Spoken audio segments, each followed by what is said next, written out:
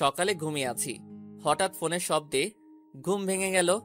আমি বিরক্ত হয়ে ফোনটা রিসিভ করলাম। দেখি আমার বন্ধু ফোন দিয়েছে। আমার বন্ধুর নাম রাজু। ওই শালা এত সকালে ফোন দিয়ে আমার আরামের ঘুম নষ্ট করলি কেন রে? আরে রাখ তোর আরামের ঘুম। আর এদিকে রিমি ভাবি অন্য একটা ছেলের সাথে এক রিক্সায় কলেজে যাচ্ছে, তুই তাড়াতাড়ি কলেজে চলে আয়। রাজুর মুখে রিমির কথা শুনে আমার নিমিষেই ঘুম উধাও হয়ে গেল। আমি তাড়াতাড়ি উঠে ফ্রেশ হয়ে কলেজের জন্য রওনা দিলাম। আসুন রিমির সাথে পরিচয় করে দেই। রিমি আমাদের কলেজে 2য় বর্ষের ছাত্রী। আমি রিমিকে 2 বছর ধরে ভালোবাসি। রিমিকে অনেকবার প্রপোজ করেছি, কিন্তু রিমি রাজি হয়নি। রিমিকে আমি অনেক ভালোবাসি, যা রিমিকে কেউ এরকম ভাবে ভালোবাসতে পারবে কিনা আমার জানা নাই। পরিচয় দিতে দিতে কলেজে চলে আসলাম। এসে দেখি রিমি একটা ছেলের পাশে বসে আছে আর হেসে কথা বলছে। আমার মাথায় প্রচন্ড রাগ উঠে গেল। আমি সোজা গিয়ে রিমির পাশে বসা ছেলেটির শার্টের কলার ধরে সোজা নাকে একটা ঘুষি মারলাম, আর ছেলেটি নাকে হাত দিয়ে সোজা মাটিতে বসে পড়ল। ওই তোরে বলছি না কোনো ছেলের সাথে যেন না মিশতে, তারপরেও তুই কেন ওই ছেলের সাথে কথা বলছিস? হুম? আপনি ওকে মারলেন কেন? আপনি জানেন ছেলেটি কি হয় আমার? ও আমার কাজিন হয়। আসলে আপনাদের মতো এমন বখাটেদের জন্য আমাদের মতো মেয়েরা আজ অসুরক্ষিত। আপনি একটা বখাটে, আর যাই হোক আপনাকে ভালোবাসা যায় না। রিমি, আমি সরি। আমি তোমাকে অনেক ভালোবাসি, আর সেই জন্য তোমার পাশে আমি কাউকে সহ্য করতে পারি না। প্লিজ আমাকে ক্ষমা করে দাও। আমি কোনো রাস্তার বখাটে মাস্তানকে ভালোবাসতে পারবো না, যে কিনা রাস্তার কুকুরের মতো মেয়েদের পেছনে পড়ে থাকে। তাই বলে রিমি চলে গেল কলেজ থেকে। রিমির কথা শুনে খুব কষ্ট হতে লাগলো। যাকে আমি নিঃস্বার্থভাবে ভালোবাসলাম সে আমাকে রাস্তার কুকুর বলল। কিন্তু হঠাৎ করে মাথায় প্রচন্ড রাগ উঠে গেল। আমাকে রাস্তার বখাটে মাস্তান বলল। আমি যদি বখাটে মাস্তান হই তাহলে বখাটের মতোই রিমির ভালোবাসা আদায় করে নিব। কাল রিমিকে দেখাবো বখাটেরা কিভাবে ভালোবাসে। পরের দিন সকালে রিমির জন্য অপেক্ষা করছি রাস্তায়। আজ রিমিকে বখাটে বলার শাস্তি পেতে হবে। কিছুক্ষণ পর রিমি আসলো, তবে আজ একা এসেছে। আমি কোনো কথা না বলে রিমিকে জোর করে তুলে নিয়ে বাইকে বসিয়ে প্রচন্ড স্পিডে বাইক চালিয়ে একটা পুরনো ভাঙা ঘরে নিয়ে চলে আসলাম। আসার সময় রিমি অনেক চিৎকার করছিল আর অনেক ভয় পেয়ে গিয়েছিল।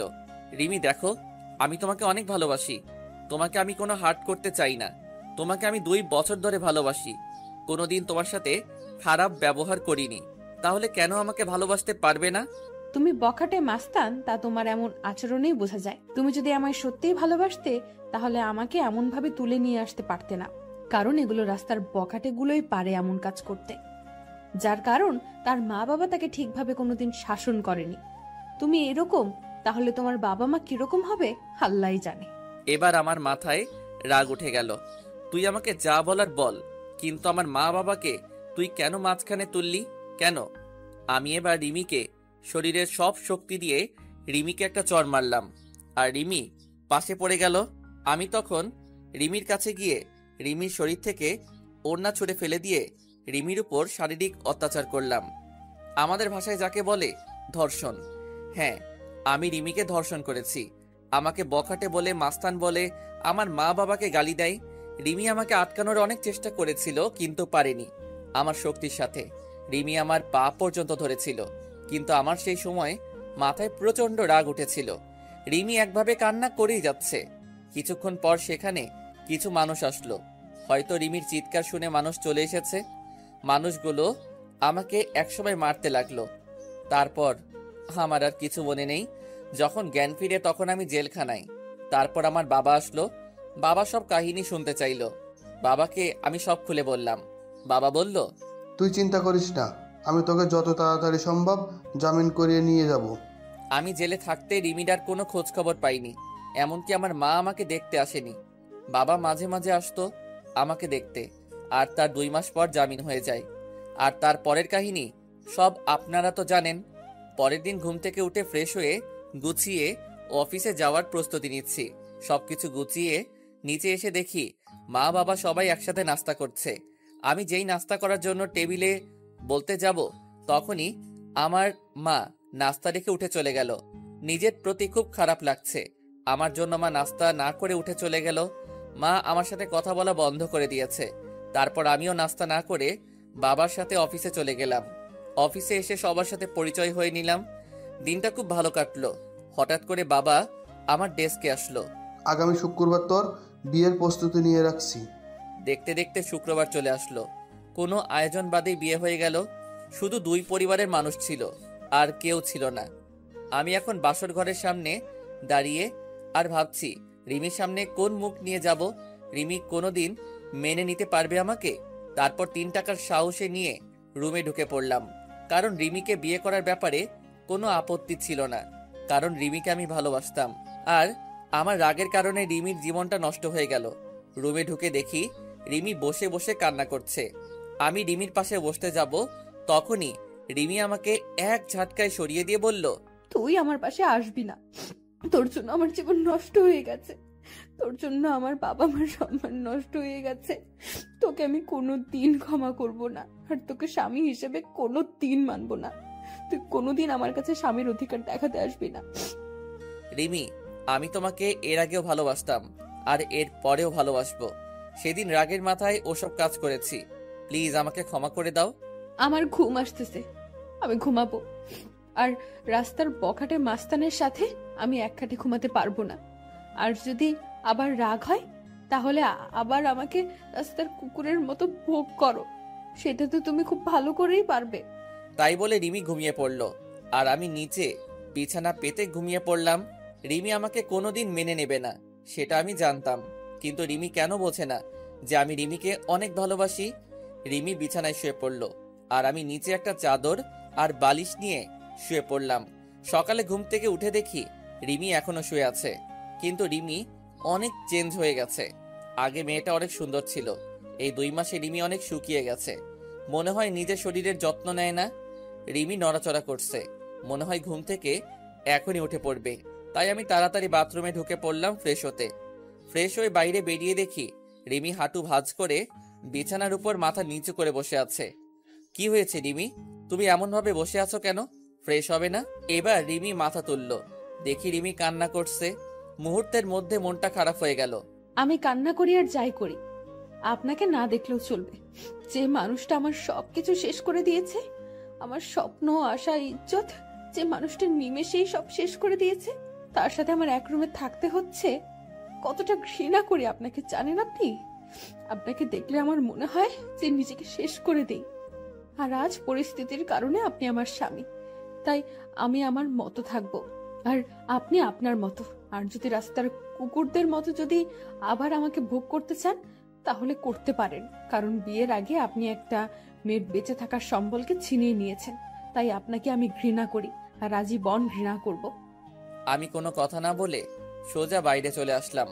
কিছুক্ষণ হেঁটে বাসায় আসলাম, আর ভাবতে লাগলাম রিমিকে কোনোদিন ইচ্ছার বিরুদ্ধে স্পর্শ করব না।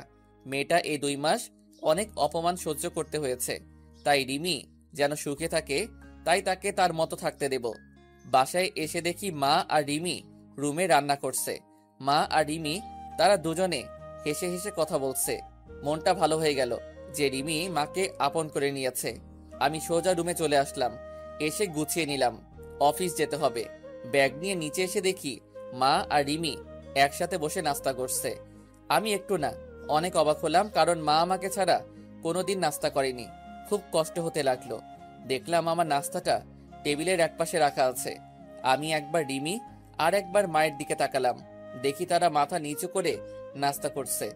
আমার ভীষণ রাগ হতে লাগলো, কারণ তারা আমাকে একবারও ডাকলো না নাস্তা করতে। তাই আমি নাস্তা না করেই অফিসে চলে গেলাম। গিয়ে আব্বুর সাথে সবকিছু দেখাশোনা করতে থাকলাম। আমি এখন আর বন্ধুদের সাথে তেমন বেড়াই না। দুপুরে লাঞ্চ টাইমে আমি আর বাবা গাড়িতে করে বাসায় আসলাম দুপুরের খাবার খেতে। আমি আর বাবা টেবিলে বসলাম। দেখলাম বাবাকে প্লেট ভাত সবকিছু এগিয়ে দিচ্ছে মা আর রিমি, কিন্তু আমার সামনে কেউ কিছু দিচ্ছে না। সবাই দুপুরের খাবার খাওয়া শুরু করে দিলে কিন্তু আমার উপর কোনো কারোর নজর নেই। খুব কষ্ট হতে লাগলো যে মা আমাকে খাবার না দিয়ে কোনোদিন খাইনি, আর আজ এটা কি হলো। খুব হাসি পাচ্ছে, আর বুকের মধ্যে চিনচিন করে ব্যথা করছে। তখন বাবা আমার দিকে একটা প্লেট এগিয়ে দিল, আর কিছু ভাত দিল। আমি না খেয়ে উঠে পড়লাম আর বাইরে চলে আসলাম। এখন আর অফিসে যাব না, তাই বাইরে গিয়ে কিছু খেয়ে এক প্যাকেট সিগারেট কিনলাম আর চলে আসলাম আমাদের পুরনো আড্ডাখানায়। সেখানে রাত 10টা পর্যন্ত আড্ডা দিয়ে বাড়ির দিকে রওনা দিলাম। রাস্তায় একটা ফুচকার দোকান দেখলাম। আগে রিমি ফুচকা খুব পছন্দ করত, তাই রিমির জন্য কিছু ফুচকা নিলাম। তারপর বাসায় চলে আসলাম। রুমে এসে দেখি রিমি টিভি দেখছে। আমি রিমির দিকে প্যাকেটটা বাড়িয়ে দিলাম। রিমি একবার প্যাকেটের দিকে তাকিয়ে আবার টিভি দেখায় মনোযোগ দিল। কি হলো ধরো, তুমি তো আগে প্রচুর ফুচকা খেতে। নাও, তোমার জন্য নিয়ে আসলাম। আপনাকে বলেছি না আমার বিষয়ে আপনার কোনো অধিকার ফলানোর চেষ্টা করবেন না। আর আপনি কি ভাবছেন আপনার হাতের জিনিস আমি খাবো? ভাবলেন কিভাবে? আপনার ওই নোংরা হাতে আমি কোনোদিন বিষ পর্যন্ত খাবো না। যে একটা মেয়ে সম্মান দিতে পারে না তার হাতের জিনিস খেলে আমার পাপ হবে। যত সব রাস্তার কুত্তা, বখাটে মাস্তান। আবার আপনাকে গালি দিলাম। এখন তো আর জোর করে কোনো মেয়েকে ধর্ষণ করতে হবে না, আর সে চাইলেই আর আটকাতে পারবে না। আমি আর কোনো কথা বললাম না। প্যাকেটটা টেবিলের উপর রেখে আমি ফ্রেশ হতে চলে গেলাম। ফ্রেশ হয়ে এসে দেখি রিমি ঘুমায় পড়ছে। আমি কিছুক্ষণ রিমির দিকে তাকিয়ে শুয়ে পড়লাম, কারণ রিমি যতই আমাকে গালাগালি দিক, এসবের জন্য দায়ী তো আমি, আর আমি রিমিকে অনেক ভালোবাসি। এভাবে কিছুদিন চলে গেল। এই কয়দিন মা আমার সাথে একবারও কথা বলেনি, আর রিমি কথা বললেই গালাগালি দিত আর অবহেলা করত। আমি আর সহ্য করতে পারতি না আপনজনের অবহেলাগুলো। আমি এই কয়দিন বাড়িতে খাবার খাইনি, কিন্তু কেউ একবারও জিজ্ঞাসা করেনি কিছু খাইছে কিনা। আজ অফিসে বসে কাজ করছি, আর তখন বাবা এসে বলল রিমি নাকি হঠাৎ করে শরীর খারাপ হয়েছে, মাথা ঘুরে পড়ে গেছে। আমি আর বাবা তাড়াতাড়ি গাড়ি নিয়ে বাসায় চলে আসলাম। এসে দেখি রিমি আর মা রিমির সাথে কথা বলতেছে। রিমি বিছানায় শুয়ে আছে আর মা রিমির মাথায় হাত বুলিয়ে দিচ্ছে। আমি আসা মাত্রই মা রুম থেকে চলে গেল। আমি গিয়ে রিমির পাশে বসলাম, আর রিমি একটু দূরে সরে গেল। কি হয়েছে তোমার? বাবা বলল তোমার শরীর খারাপ। কি হলো বলো, কি হয়েছে? বড় সমস্যা হলে ডাক্তারের কাছে নিয়ে যাব। আমি মা হতে চলেছি। কি? আমি বাবা হতে চলেছি? এত খুশি সংবাদ, আর তুমি এমন মনমনা হয়ে বলছো কেন? তুমি জানো না আমি কত খুশি। আমি অ্যাবর্শন করব। মানে ঠিক বুঝলাম না। আমি এই বাচ্চা চাই না, আমি অ্যাবর্শন করব। কি বলছো এসব? বাচ্চা অ্যাবর্শন করবে মানে? পাগল হলে নাকি তুমি? আমি কিছুতেই হতে দিব না। আমার বাচ্চা আমি নষ্ট করতে দেব না। আমার পেটে আমি কোনো বখাটে মাস্তানের ধর্ষণকারীর বাচ্চা রাখতে পারবো না। আমার পেটে কোনো অমানুষের বাচ্চা রাখতে দেব না। তাই আমি ডিসিশন নিয়েছি, আমি অ্যাবর্শন করব। রিমি, তুমি যা শাস্তি দিবে আমাকে দাও, কিন্তু আমার নিষ্পাপ বাচ্চাকে তুমি কোনো ক্ষতি করো না। সে তো আর কোনো দোষ করেনি। প্লিজ, তুমি এমন করো না। তুমি আমাকে যা শাস্তি দিবে আমি সব মাথা পেতে নিব, কিন্তু আমার বাচ্চাটাকে কোনো ক্ষতি করো না। তোমার পায়ে পড়ি প্লিজ, এমন বড় শাস্তি আমাকে দিও না। আমার পেটে যে বাচ্চা সে একটা অমানুষের বাচ্চা, একজন বখাটের বাচ্চা, যে নিজের ভালোবাসা পাওয়ার জন্য একটা মেয়েকে জীবিত লাশ করে দিতে পারে। আর তার বাচ্চা বড় হলে তার বাবার মতো হবে না, সেটা কেউ বলতে পারে? তাই আমার পেটে কোনো অমানুষের বাচ্চা পেটে ধরে রাখতে পারবো না। আর এই বাচ্চা যদি বড় হয়ে তার বাবার মতো অমানুষ হয়, তাই আগে থেকে আমি পৃথিবীতে কোনো অমানুষ নিয়ে আসতে পারবো না। প্লিজ রিমি, তুমি আমাকে যা বলার বলো, কিন্তু আমার বাচ্চাকে কিছু বলো না। আমি তোমাকে কথা দিলাম, আমার বাচ্চা পৃথিবীর আলো দেখার সাথেই তোমার থেকে অনেক দূরে নিয়ে যাব। আমার বাচ্চার চেহারা পর্যন্ত তোমাকে দেখতে দেব না। তার আগে আমি সবকিছু ছেড়ে চলে যাব। আমার কান্না দেখে রিমির হয়তো কিছুটা মায়া হলো, তাই সে আর কিছু বলল না। আমার সামনে থেকে উঠে চলে গেল। আমি ওখানে বসে বসে ভাবছি, নিজের সন্তানকে কেউ কোনোদিন এভাবে বলে আমার কোনোদিন জানা ছিল না। রিমির সাথে না হয় আমি একটা অন্যায় করেছি, কিন্তু সে তো আমার বউ হয়। আমি তো রিমিকে বউয়ের মর্যাদা দিয়েছি, তাহলে কেন রিমি আমার সাথে এমন করছে? রিমিকে তো আমি অনেক ভালোবাসি। রিমি কেন বোঝে না? আমি বাইরে চলে আসলাম আর এক প্যাকেট সিগারেট নিলাম, নিয়ে ছাদে চলে আসলাম, আর মনের সব দুঃখ ধোঁয়ার সাথে উড়িয়ে দিচ্ছি। আমার সন্তান জন্ম নেওয়ার সাথে সাথে আমি সবার থেকে ওকে দূরে নিয়ে চলে যাব।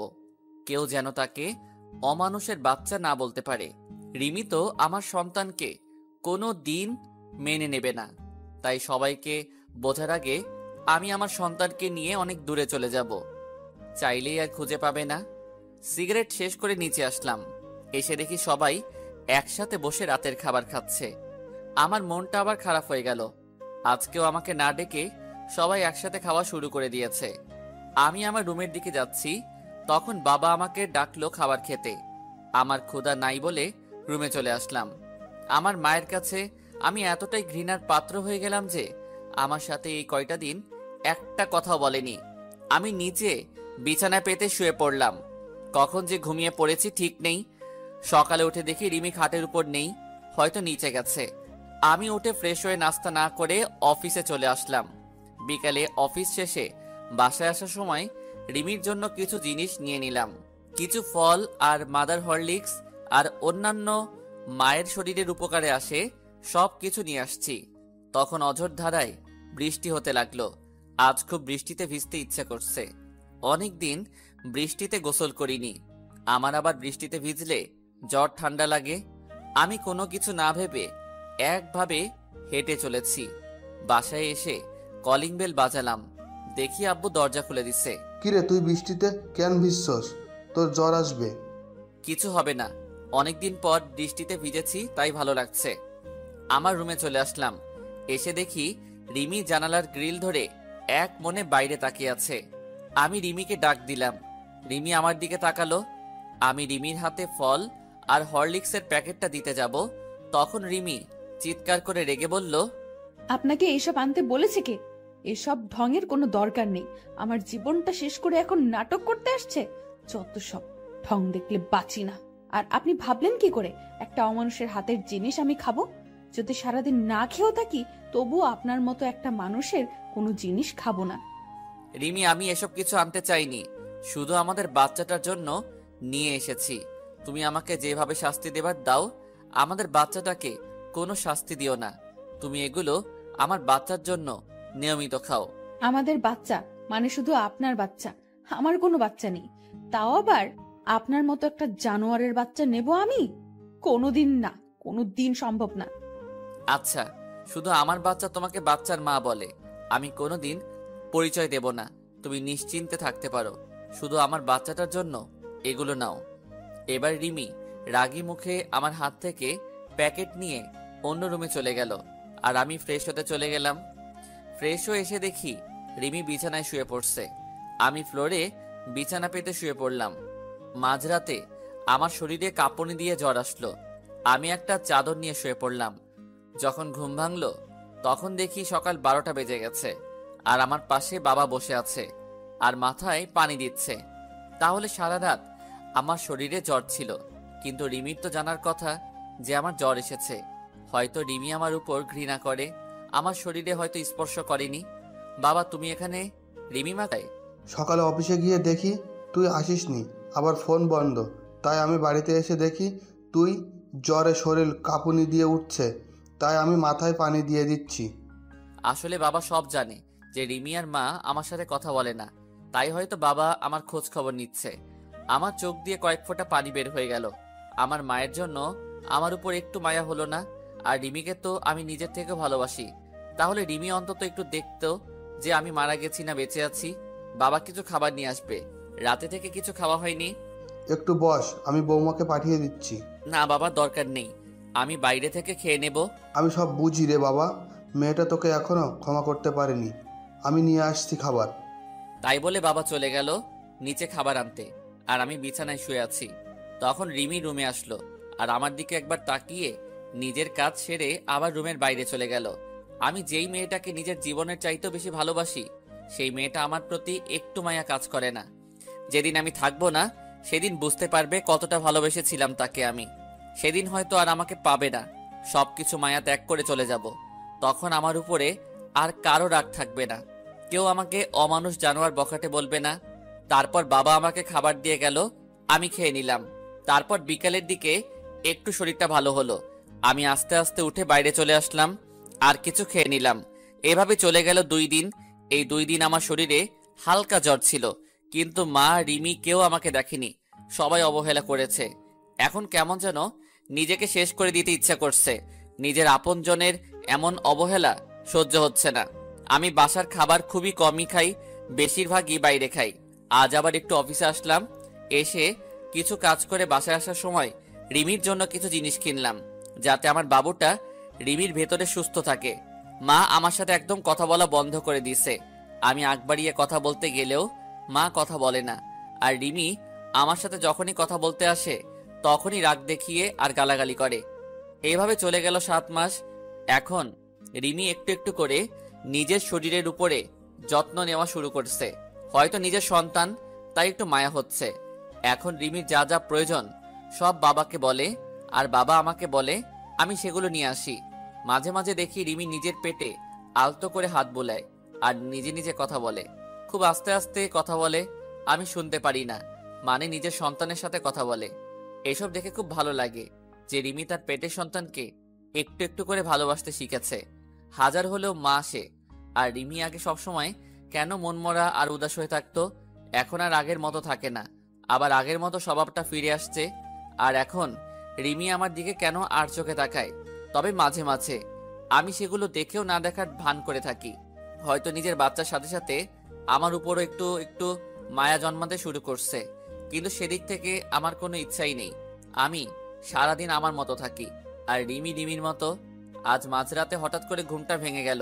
উঠে দেখি রিমি ঘুমিয়ে আছে, আর এতটা হাত রিমির পেটের উপর। হয়তো বাচ্চাকে আদর করতে করতে ঘুমিয়ে পড়েছে। আমি এবার উঠে রিমির পাশে গিয়ে বসলাম, আর আমার হাতটা রিমির পেটে আলতো করে রাখলাম। খুব ভালো লাগছে আমার। ছোট বাবুটা রিমির মধ্যে আস্তে আস্তে বড় হচ্ছে।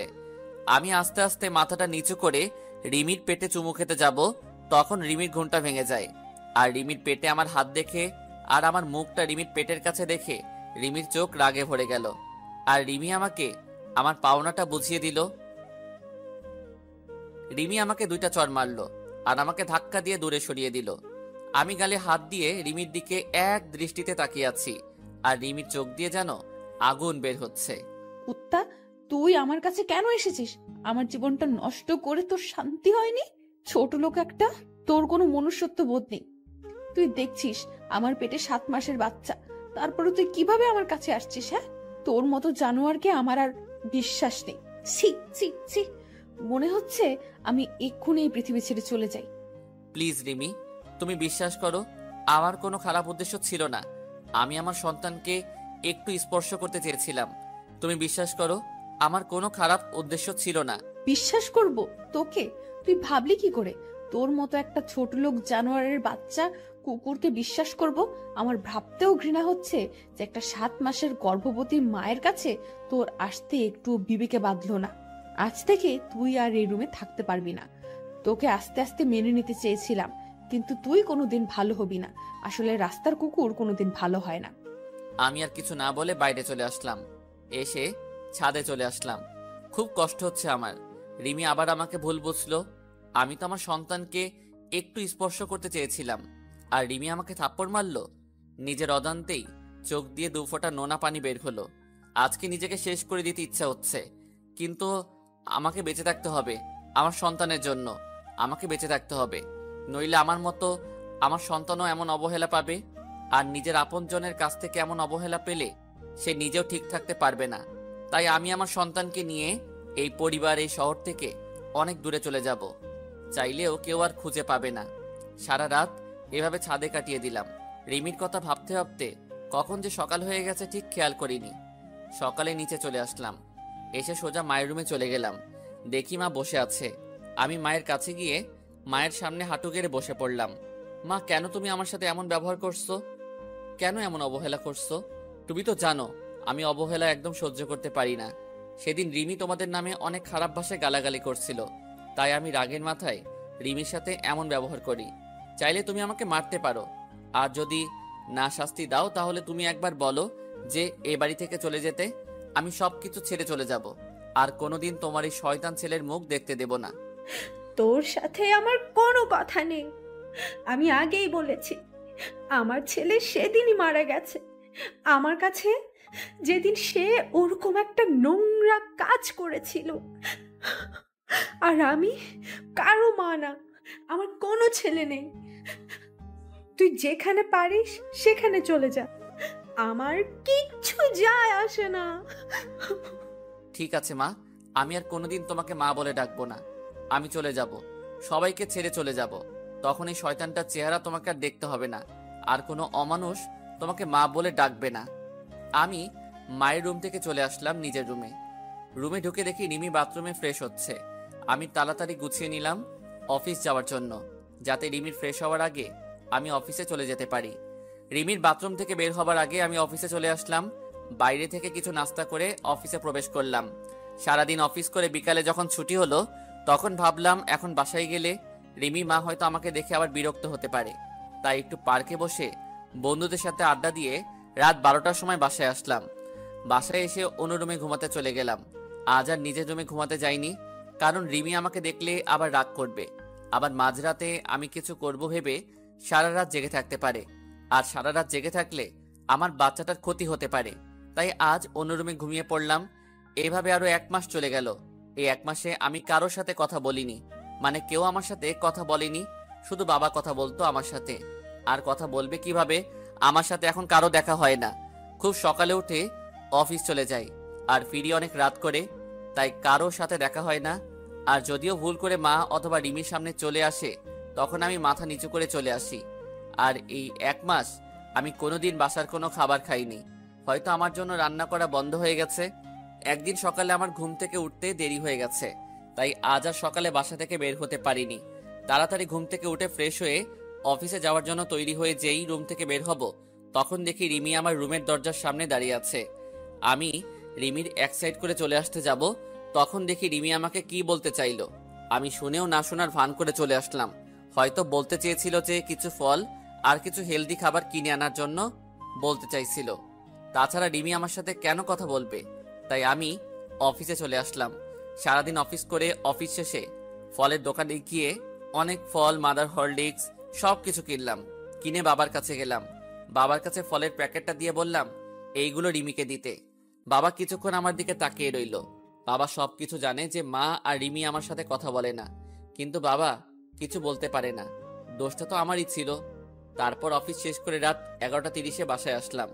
দেখি সব রুমে লাইট অফ মনে হয়, সবাই ঘুমিয়ে পড়ছে। আমি আমার রুমে ঢুকে কাপড় চেঞ্জ করে ফ্রেশ হতে চলে গেলাম বাথরুমে। ফ্রেশ হয়ে এসে দেখি রিমি আমার রুমে খাটের উপর বসে আছে। আমি রিমিকে দেখে কিছুটা ভয় পেলাম। রিমি, তুমি এখানে? কোনো সমস্যা হয়েছে? সমস্যা হলে আমাকে ডাকতে পারতে, তুমি কষ্ট করে কেন এলে? রিমি ভাবছে আমি এতদিন শুধু শুধু মানুষটাকে খারাপ ভেবেছি, কত গালাগালি দিয়েছি, আর সেই মানুষটা আমার সাথে কোনোদিন খারাপ কথা বলেনি, এমনকি আমার উপর কোনোদিন রাগ পর্যন্ত করেনি। রিমি, কি ভাবছো তুমি?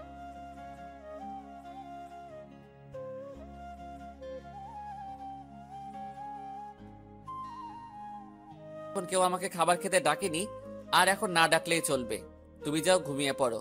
বেশি রাত জাগলে আমার সন্তানের আবার ক্ষতি হতে পারে, আর আমি চাই না আমার জন্য আমার সন্তানের কোনো ক্ষতি হোক। আসলে সেদিন রাতে আপনাকে ওইভাবে দেখে খুব ভয় আর রাগ উঠে গিয়েছিল, তাই আপনার সাথে সেদিন খারাপ ব্যবহার করেছিলাম। এখন আর ওগুলো নিয়ে আমি আর ভাবি না, সবকিছু অভ্যাস হয়ে গেছে। এখন আর মন খারাপ হয় না। তাই বলে আমি চাদর টেনে শুয়ে পড়লাম, আর রিমি মুখটা মলিন করে চলে গেল। আর আমি ভাবতে থাকলাম রিমি এতদিন পরে আমার সাথে কথা বলল, খুব ভালো লাগছে। রিমি তাহলে আমাকে ফিল করতে শুরু করেছে। কিন্তু আগেরকার কথা মনে পড়তেই সবকিছু অন্ধকার হয়ে গেল। রিমির বলা সেই পুরনো কথাগুলো মনে পড়তেই আবার আমার মনটা বিষণ্ণতায় ছেয়ে গেল। আমি তো মাকে কথা দিয়েছি যে সবকিছু ছেড়ে অনেক দূরে চলে যাব, আর মা আমাকে তার ছেলে বলে মানে না। যখন আমি কার জন্য এখানে থাকবো? তাই সবকিছু মাথা থেকে ঝেড়ে ঘুমিয়ে পড়লাম। সকালে ঘুম থেকে উঠে ফ্রেশ হয়ে অফিসের জন্য রওনা হব, তখন আবার রিমি আমার রুমে আসলো। আমি সেদিকে কোনো খেয়াল না করে বললাম, এত সকালে ঘুম থেকে উঠছো কেন? যাও, যে শুয়ে পড়ো। আর কিছু লাগলে বলতে পারো, বাবার কাছে কিনে পাঠিয়ে দেব। না, মানে আপনি প্রতিদিন খুব সকালে অফিসে চলে যান, তাই জানতে আসলাম সকালের নাস্তাটুকু করেন না। বাবা তো যাই সকালে 9টার সময়, তাহলে আপনি এত সকালে যাচ্ছেন কেন? আমি তোমাকে বলেছি না আমার খাবার খাওয়া নিয়ে কারো চিন্তা করতে? মানা করেছি না? এই 1 বছর যেভাবে খেয়ে আসছি, ঠিক এভাবে সারা জীবন খাবার খেতে পারবো। আর এত সকালে অফিস যাই কেন সেটা তুমি ভালো করেই জানো। আমাকে আর বলার প্রয়োজন মনে করি না। তুমি তো বলেছিলে যে আপনার ওই চেহারা যেন আমাকে আর না দেখান, তাই যতটা সম্ভব চেষ্টা করি না দেখানোর। এবার দেখি রিমি মাথা নিচু করে বসে আছে। হয়তো এমন কথা রিমি আমার কাছ থেকে আশা করেনি। আমি আর এক মুহূর্ত না দাঁড়িয়ে চলে আসলাম বাইরে। নিচে এসে দেখি টেবিলে সব নাস্তা রাখা আছে, হয়তো রিমি আমার জন্য তৈরি করেছিল। আমি রেস্টুরেন্ট থেকে কিছু নাস্তা করে অফিসে প্রবেশ করলাম। অফিসে কাজ করতে করতে দুপুরের খাবার সময় হয়ে গেল। সবাই লাঞ্চ করতে চলে গেছে, এমনকি বাবাও চলে গেছে বাসায় লাঞ্চ করতে। আর আমি নিজের ডেস্কে বসে আছি।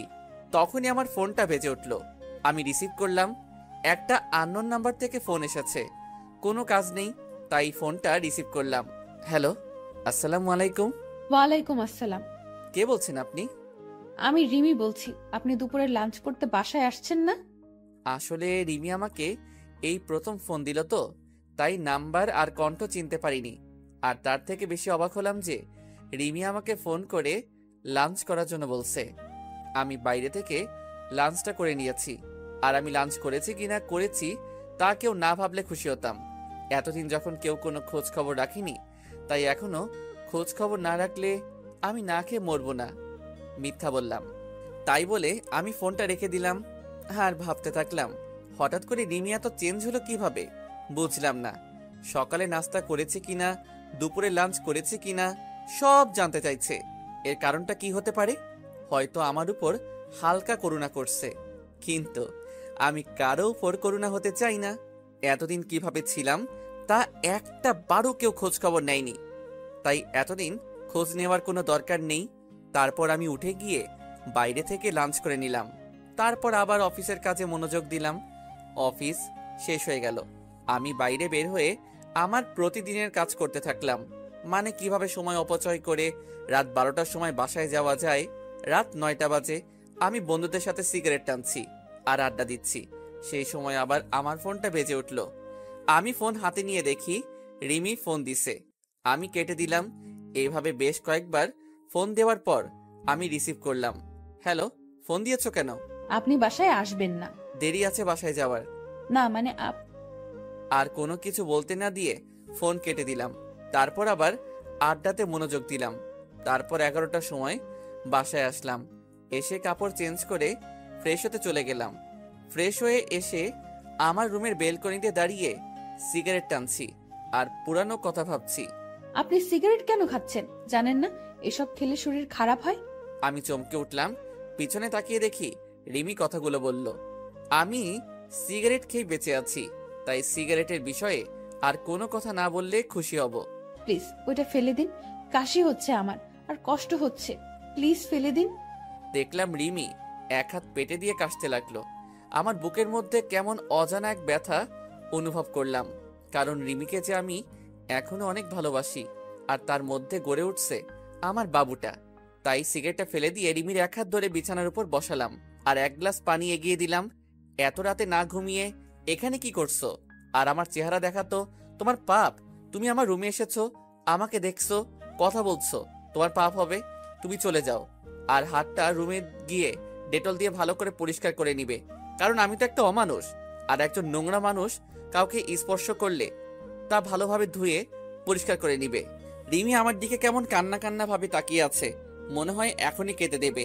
চোখে পানি জমা হচ্ছে। প্লিজ আমাকে ক্ষমা করে দিন। আপনার সাথে অনেক খারাপ ব্যবহার করেছি, অনেক অবহেলা করেছি। প্লিজ মাফ করে দিন। তুমি কেন মাপ চাইছো? তোমার কোনো দোষ নেই, সব দোষ তো আমার। কারণ আমি যে একটা জানোয়ার, রাস্তার কুকুর, অমানুষ আর সবচেয়ে বড় অন্যায় করেছি তোমার জীবনটা নষ্ট করে। তুমি আমাকে মাফ করে দাও তোমার সুন্দর জীবনটা নষ্ট করার জন্য।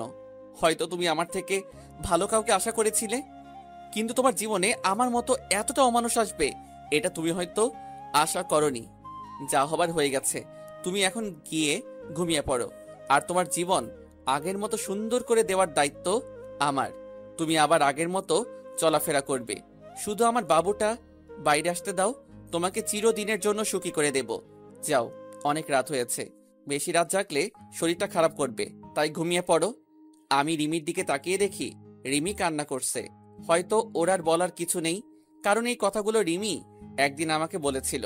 তারপর আমি আর একটা সিগারেট ধরিয়ে বেলকনিতে চলে আসলাম, আর রিমি কান্না করতে করতে চলে গেল নিজের রুমে।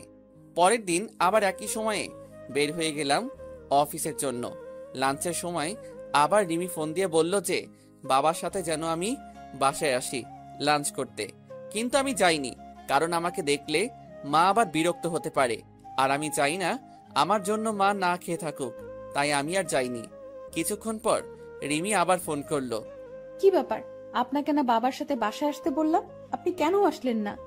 আমি দুপুরে এখন খাই না, না খাবার অভ্যাস হয়ে গেছে, আর এখন আবার খাওয়া শুরু করলে অভ্যাসে পরিণত হবে, তাই আমারটা বাদ দিয়ে তোমারটা চিন্তা করো। তারপর আমি ফোনটা বন্ধ করে নিজের কাজ করতে থাকলাম। অফিস শেষে আবার আমার একটা চাকরি করতে হবে, সেটা হলো সময় নষ্ট, কিভাবে রাত 12টা পর্যন্ত বাইরে থাকা যায়। আজ আর ফোন অন করিনি। ঠিক 12টার সময় বাসায় পৌঁছালাম। রুমে ঢুকতেই দেখি রিমি হাজির। আপনার ফোন বন্ধ কেন? কতবার ফোন দিয়েছি জানেন আপনি? কেন, এ অমানুষটাকে আবার ফোন দেওয়ার কারণ কি? তোমাকে বলেছি না বেশি রাত জাগতে নিষেধ করেছি না, তারপরও কেন রাত জাগো? হ্যাঁ, রাত জাগলে আমার সন্তান, শুধু আমার সন্তানটার ক্ষতি হতে পারে, তাই বেশি রাত জাগবে না, যাও ঘুমিয়ে পড়ো। রিমি আবার আমার দিকে কাঁদো কাঁদো মুখে তাকিয়ে আছে, আমার দিকে চোখের কোণে পানি জমতে শুরু করেছে। রিমি চোখ মুছে বলল, না আসলে ডেলিভারির আর তো বেশি সময় নেই, আর 1 মাস সময় আছে, তাই বলছিলাম কি এই 1 মাস আমার রুমে ঘুমাবেন। কেন তোমার রুমে কেন? আর তাছাড়া একটা জানোয়ারকে তোমার রুমে থাকলে তোমার সমস্যা হবে তো? না, কোনো সমস্যা হবে না, আরো ভালো হবে। বলা যায় না কখন ডেলিভারির পেইন উঠে যাবে, আর রাতে কখন কি লাগে ঠিক মতো নিতে পারি না, তাই পরে যদি বাচ্চার কোনো প্রবলেম হয়। এবার আমি কিছু বললাম না, কারণ সবার আগে আমার বাবুটা, তারপরে অন্য কেউ। তাই রিমির সাথে রিমির রুমে চলে আসলাম। রিমি বিছানায় ঘুমালো আর আমি সোফায় ঘুমালাম। তারপর সকালে রিমির ঘুম থেকে ওঠার আগে অফিসে চলে আসলাম। পরের দিন এভাবে সারাদিন কাজ করে রাতে রিমির রুমে সোফায় শুয়ে আছি। তখন রিমি বলল, আচ্ছা, আমাদের বাবু হলে বাবুর নাম কি রাখবেন? আমাদের বাবু মানে শুধু আমার সন্তান, ও আর কারো না। আমার সন্তান, আমার যেটা ভালো লাগবে সেই নাম রাখবো, তোমার এই বিষয় মাথা না ঘামালেও চলবে। এখন ঘুমাও তুমি। রিমি এবার কান্না শুরু করে দিল। কিছুক্ষণ কান্না করতে করতে পরে ঘুমায় পড়ে। এভাবে কেটে যায় 1 মাস। এই 1 মাসে রিমি অনেক চেঞ্জ হয়ে গেছে, আমার উপর অধিকার খাটানো শুরু করছে, কিন্তু আমি রিমিকে সেই সুযোগ দিতাম না। প্রতিদিন সকালে নাস্তা করার জন্য ডাক দিত, কিন্তু আমি কোনো কিছু না বলে চুপ করে চলে আসতাম। এতে রিমি অনেক কষ্ট পেত। তারপর দুপুরে লাঞ্চ টাইমে প্রতিদিন আমাকে ফোন দেবে, আমি কেন ফোন বন্ধ করে রাখতাম, আর না হয় ফোন রিসিভ করতাম না। একদিন অফিসে কাজ করছি, তখনই বাবা আমার কাছে দৌড়ে আসলো আর বলল যে রিমিকে নাকি হাসপাতালে নিয়ে যাওয়া হয়েছে, ডেলিভারি পেইন উঠেছে। তাই আমি আর বাবা তাড়াতাড়ি হাসপাতালে চলে আসলাম। রিমিকে ডাক্তার ওটিতে নিয়ে গেছে, আর মা বাইরে বসে আছে। কিছুক্ষণ পর ডাক্তার বেরিয়ে আসলো আর বলল আমার ছেলে হয়েছে, আর রিমিও ভালো আছে। আমার ছেলের কথা শুনে আজ আমি সবচেয়ে বেশি খুশি। আসলে বাবা হওয়া যে কি আনন্দ, আর কেমন অন্যরকম একটা অনুভূতি কাজ করে মনের মধ্যে। খুশিতে আমার 2 চোখ দিয়ে পানি বের হয়ে গেল। ডাক্তার সাহেব, আমি কি আমার ছেলের সাথে দেখা করতে পারি? অবশ্যই করতে পারেন, কিন্তু সবাই প্রথমে নিজের বইয়ের কথা জানতে চায়। আর আপনি নিজের ছেলের কেন একবারও জিজ্ঞেস করলেন না যে আপনার স্ত্রী কেমন আছে? ডাক্তারের কথা শুনে আমি চুপ হয়ে গেলাম, আর পাশে থাকা মা বাবা সবাই কেমন দৃষ্টিতে তাকিয়ে আছে আমার দিকে। আমি মৃদু হেসে কেবিনে চলে গেলাম আর আমার সন্তানের কাছে গেলাম। নিজের ছেলেকে দেখে কেমন যেন নিজেকে খুব বাচ্চা লাগছে। পাশের বেডে রিমি শুয়ে আছে, সেদিকে আমার কোনো মাথা ব্যথা নেই, আমার শুধু আমার ছেলেকে চাই। তারপর মা আর বাবা কেবিনে আসলো। মা রিমির পাশে গিয়ে বসলো, আর বাবা আমার কাছে এসে আমার ছেলের মাথায় হাত বুলিয়ে দিতে লাগলো। কিছুক্ষণ পর মা বাবা বাইরে চলে গেল। আমি এখন আমার ছেলের কাছে বসে আছি। কিছুক্ষণ পর রিমি বলল, আমার ছেলেকে আমার কাছে দাও, আমি তো এখনো ভালোভাবে দেখতে পারিনি। আমার এবার মাথায় প্রচন্ড রাগ উঠে গেল। কি বললে? তোমার ছেলে মানে? এটা শুধু আমার ছেলে, এর বাবাও আমি, মাও আমি, মনে থাকে যেন। আর কোনো অমানুষের বাচ্চা তোমার ছেলে হয় কিভাবে? তুমি একদম ওকে স্পর্শ করবে না, আমার ছেলেকে আমি দেখে রাখবো। তাই বলে আমি রিমিকে কিছু বলতে না দিয়ে বাইরে চলে আসলাম। রিমি কিছু বলতে চাইছিল, কিন্তু আমি তার আগে চলে এসেছি। অবশ্য রিমি আমার কথা শুনে কান্না শুরু করে দিয়েছিল। কাঁদুক, তাতে আমার কি? এর থেকে 1000 গুণ কষ্ট আমি পেয়েছি।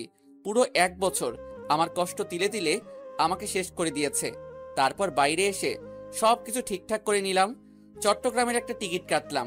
তারপর আমার যা যা লাগে সবকিছু যাবতীয় জিনিস নিয়ে প্যাক করে নিলাম। আর 2টা চিঠি লিখলাম, একটা মায়ের জন্য আর একটা রিমির জন্য। আজ রাতেই আমি সব কিছু ছেড়ে আমার ছেলেকে নিয়ে এই শহর ছেড়ে চলে যাব। তারপর আমি দুপুরের পরে আবার হাসপাতালে গেলাম। গিয়ে দেখি রিমির পাশে আমার ছেলে চুপটি করে শুয়ে আছে। এতে আমার রাগটা আরো বেশি হয়ে গেল। আমি তাড়াতাড়ি গিয়ে রিমির পাশ থেকে আমার ছেলেটাকে তুলে নিলাম। ওই, তোকে না আমি মানা করেছি আমার ছেলেকে স্পর্শ করতে? তাও তুই কেন ধরেছিস? তুই কি ভুলে গেছিস আগের কথা? তুই কি বলে গালাগালি দিয়েছিলি আমার আর আমার ছেলেকে? তারপরও তুই কিভাবে ওকে কোলে নিস? হ্যাঁ, প্লিজ আনাফ, আমাকে ক্ষমা করে দাও। আমি আমার ভুল বুঝতে পেরেছি। একটা মা হওয়া যে কতটা আনন্দের তা আমি জানতাম না। প্লিজ আমার ছেলের কাছ থেকে আমাকে দূরে সরিয়ে দিও না। তুমি যা বলবে আমি সব শুনবো, তবু আমার ছেলেকে আমার কাছে ফিরিয়ে দাও। কেন সেদিন মনে ছিল না যেদিন আমার ছেলেকে আর আমাকে জানোয়ার, রাস্তার কুকুর, অমানুষ বলে গালাগালি দিয়েছিলি? তুই তো আমার ছেলেটাকে গালাগালি দিয়েছিস, কিন্তু তার বয়স মাত্র 2 মাস, তার তখন জন্ম হয়নি, তখন তুই গালাগালি দিয়েছিস। কোনো মা তার নবজাতক ছেলেকে এভাবে গালাগালি দিতে পারে না, তাই এর প্রতি তোর কোনো অধিকার নেই, মনে থাকে যেন। তাই বলে আমি ছেলেকে নিয়ে বাইরে একটা চেয়ারে বসে পড়লাম, আর এদিকে রিমি অঝোরধারায় কান্না করতে থাকলো। তারপর বিকাল হতেই দেখি মা বাবা চলে আসলো হাসপাতালে। আমাকে ছেলে নিয়ে এভাবে বাইরে বসে থাকতে রেখে বাবা আমার কাছে আসলো। কিরে, কি হয়ে আমার দুলাভাইকে নিয়ে বাইরে বসে আছিস কেন? ভিতরে গিয়ে বস। বাবা আমাকে ক্ষমা করবে, আমার ছেলেকে আমি দেখতে পারবো। মা বা রিমি আমার ছেলের উপর কোনো অধিকার না দেখালে খুশি হব। দেখ বাবা, এতদিন যা হয়েছে সব ভুলে যা, আবার নতুন করে শুরু কর তোরা। আর তাছাড়া এখন তোরা 2জন না 3জন। বাবা তুমি কি ভুলে যেতে বলছো? আমার জীবনের সবচেয়ে খারাপ কষ্টকর 1 বছর ভুলে যাব? কোনোদিন সম্ভব না বাবা। এতদিন আমাকে যেমন অবহেলা করে এসেছে, তেমনই আমি চাই না আমার ছেলেটা সব সময় আমার মতো অবহেলা নিয়ে বড় হোক। বাবা তুমি আমার আর আমার ছেলের নিয়ে কোনো চিন্তা করতে হবে না, তুমি শুধু মায়ের শরীরের দিকে খেয়াল রাখবে। তাই বলে আমি আমার ছেলেকে নার্সের কাছে দিয়ে বাইরে চলে আসলাম। তারপর সারাদিন বাইরে কাটিয়ে দিলাম। আমার চট্টগ্রামের বাস রাত 11:30 বেজে। তারপর সোজা হাসপাতালে চলে গেলাম। গিয়ে দেখি রিমি ঘুমিয়ে আছে, আর তার হাতের পাশে আমার বাবুটা ঘুমিয়ে আছে। আমি বাবুটাকে কোলে নিয়ে তারপর সেখানে একটা চিঠি রেখে আমার ছেলেকে নিয়ে সোজা বাস স্ট্যান্ডে চলে আসলাম। আর আমার মায়ের জন্য যে চিঠি, সেটা মা কাল সকালে পেয়ে যাবে। তারপর আমি ব্যাগপত্র নিয়ে বাসে উঠে পড়লাম, আর মোবাইলের সিমটা খুলে ভেঙে বাইরে ফেলে দিলাম। আজ সবাইকে ছেড়ে অনেক দূরে চলে যাচ্ছি, হয়তো কোনোদিন আর ফিরে আসা হবে না আমার প্রিয় শহর যশোরে। খুব কষ্ট হবে মা বাবাকে ছেড়ে, কিন্তু কি করব, আমার মা আমার সাথে 1 বছর কথা বলেনি, শুধু অবহেলা পেয়েছি। আর রিমিকে তো আমি ভালোবাসতাম, আমি চেয়েছিলাম সবকিছু ভুলে আবার নতুন করে রিমির সাথে সংসার শুরু করব, কিন্তু রিমি আমার নবজাতক বাচ্চাকে অবহেলা করছে। তার তো কোনো দোষ ছিল না, তাই আমি আর চাই না অবহেলা নিয়ে বেঁচে থাকতে। তাই অচেনা শহরে চলে আসলাম নতুন করে জীবন শুরু করতে। পরের দিন সকালে রিমি ঘুম থেকে উঠে দেখে তার ছেলে নেই, আর সেখানে একটা চিঠি রাখা আছে। এদিকে সকালে আহনাফের মায়ের কাছে একটা চিঠি পৌঁছায় দিল একটা অচেনা ছেলে। আহনাফের মা চিঠি পড়তে লাগলো। মা, তুমি যখন আমার চিঠিটা পাবে তখন হয়তো আমি তোমাদের থেকে অনেক দূরে চলে এসেছি নতুন করে জীবন শুরু করতে। মা, আমি জানি তোমাদের ছেড়ে থাকতে খুব কষ্ট হবে, কিন্তু তাও আমাকে মানিয়ে নিতে হবে। আমি যে 1 বছর তোমাদের কাছ থেকে অবহেলা পেয়েছি সেটা আমি সহ্য করতে পারতাম না মা জান। খুব কষ্ট হতো, মাঝে মাঝে মনে হতো এই পৃথিবী ছেড়ে চিরতরে চলে যায়। কিন্তু আমি আমার ছেলের জন্য নিজের ক্ষতি করিনি, কারণ আমার যদি কিছু হয়ে যেত তাহলে আমার মতো আমার ছেলেটাকে এমন অবহেলা নিয়ে বড় হতে হতো। আর আপনজন অবহেলা করলে কতটা কষ্ট হয় শুধু আমি জানি। তাই আমি তোমাদের ছেড়ে অনেক দূরে চলে যাচ্ছি। আমি তো তোমার কাছে সেই 1 বছর আগে মারা গেছি, তাই আর তোমাদের ছেলে বলে পরিচয় দিতে হবে না। আর আমার এই পাপী নোংরা চেহারা তোমাকে আর দেখতে হবে না। তাই আমি আমার ছেলেকে নিয়ে অনেক দূরে চলে যাচ্ছি মা, যেখানে কোনো অবহেলা নেই। যদি কোনোদিন ভুল করে থাকি তাহলে ক্ষমা করে দিও মা। ইতি, তোমার অবহেলার পাও। আহনাফের মা চিঠিটা পড়া মাত্রই কান্না শুরু করে দিল, আর তাড়াতাড়ি উঠে হাসপাতালে যেতে লাগলো। এদিকে হাসপাতালে আহনাপের দেওয়ার চিঠি পড়তে থাকলো। রিমি, তুমি হয়তো জানো না, তোমাকে আগে 2 বছর যেভাবে ভালোবাসতাম ঠিক সেইভাবে এখনো ভালোবাসি। কিন্তু আমার ভালোবাসা তুমি বুঝলে না।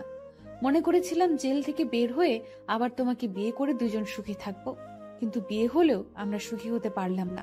তুমি যদি চাইতে তাহলে আমাদের সংসারটা আজ অন্যরকম হতো, কিন্তু তুমি চাওনি। কারণ আমি যে একটা অমানুষ জানোয়ার, তাই না? তুমি তো একদিন বলেছিলে আমার গর্ভে কোনো অমানুষের বাচ্চা ধারণ করতে পারবো না, কিন্তু আমি তোমার প্রতি কৃতজ্ঞ যে আমার ছেলেটাকে তোমার গর্ভে ধারণ করার জন্য। আর তুমি যেদিন আমাকে ভুল বুঝে থাপ্পড় মেরেছিলে সেদিন জানো কতটা কষ্ট পেয়েছিলাম। আর তুমি কি বলেছিলে, আমাকে ক্ষমা করে দাও। আমি সেদিন রাগের মাথায় উল্টাপাল্টা বলে ফেলেছি।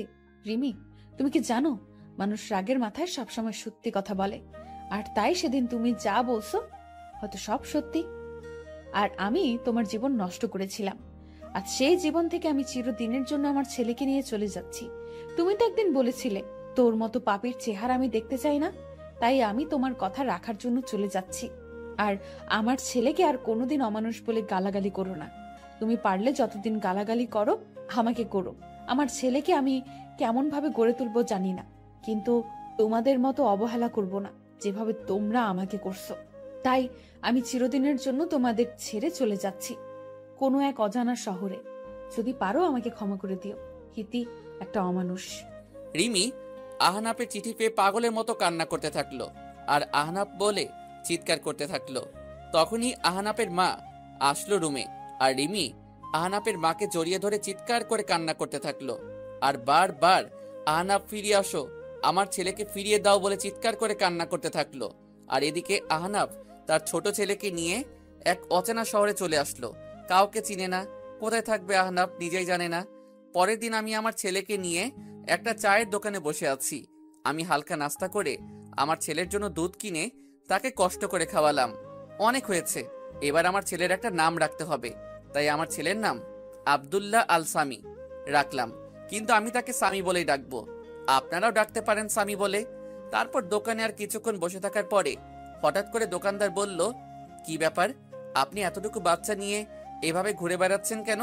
আর বাচ্চার মা কোথায়? আসলে আমি এই শহরে নতুন, তাই কাউকে চিনি না, আর থাকার একটা জায়গাও নেই, আর বাচ্চার মা নেই, আমি তার মা বাবা। তারপর দোকানদার কি যেন ভেবে বলল, আপনি চাইলে আমার বাড়ির পাশের একটা ছোট বাড়ি আছে, আপনাদের দুজনের থাকার জন্য বেশ ভালো জায়গা। আমি দোকানদারের কথা শুনে বেশ খুশি হলাম। আমি আর কিছু না ভেবে তার কথায় রাজি হয়ে গেলাম।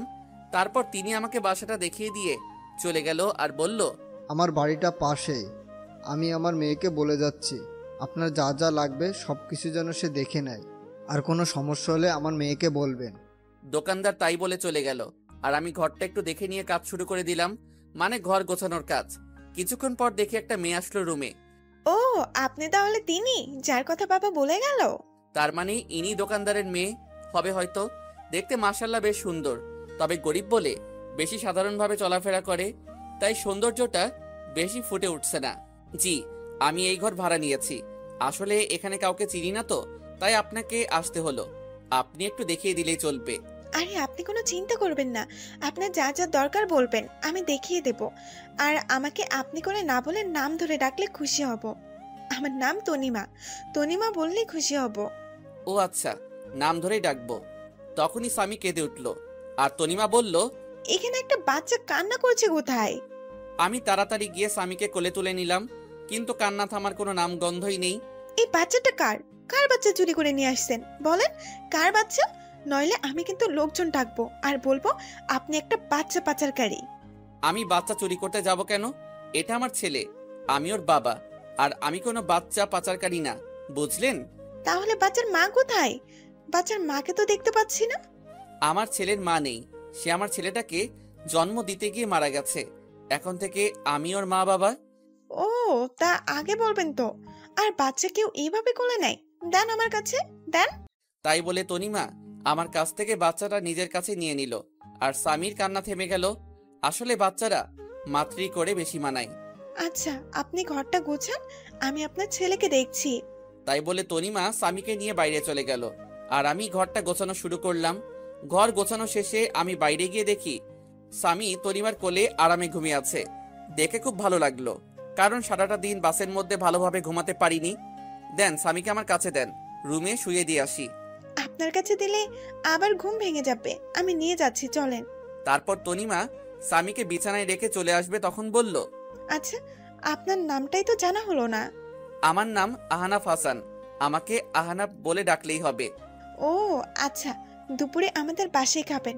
বাবা বলে গেছে যেন দুপুরে খাবার যেন আমাদের বাসায় খাই।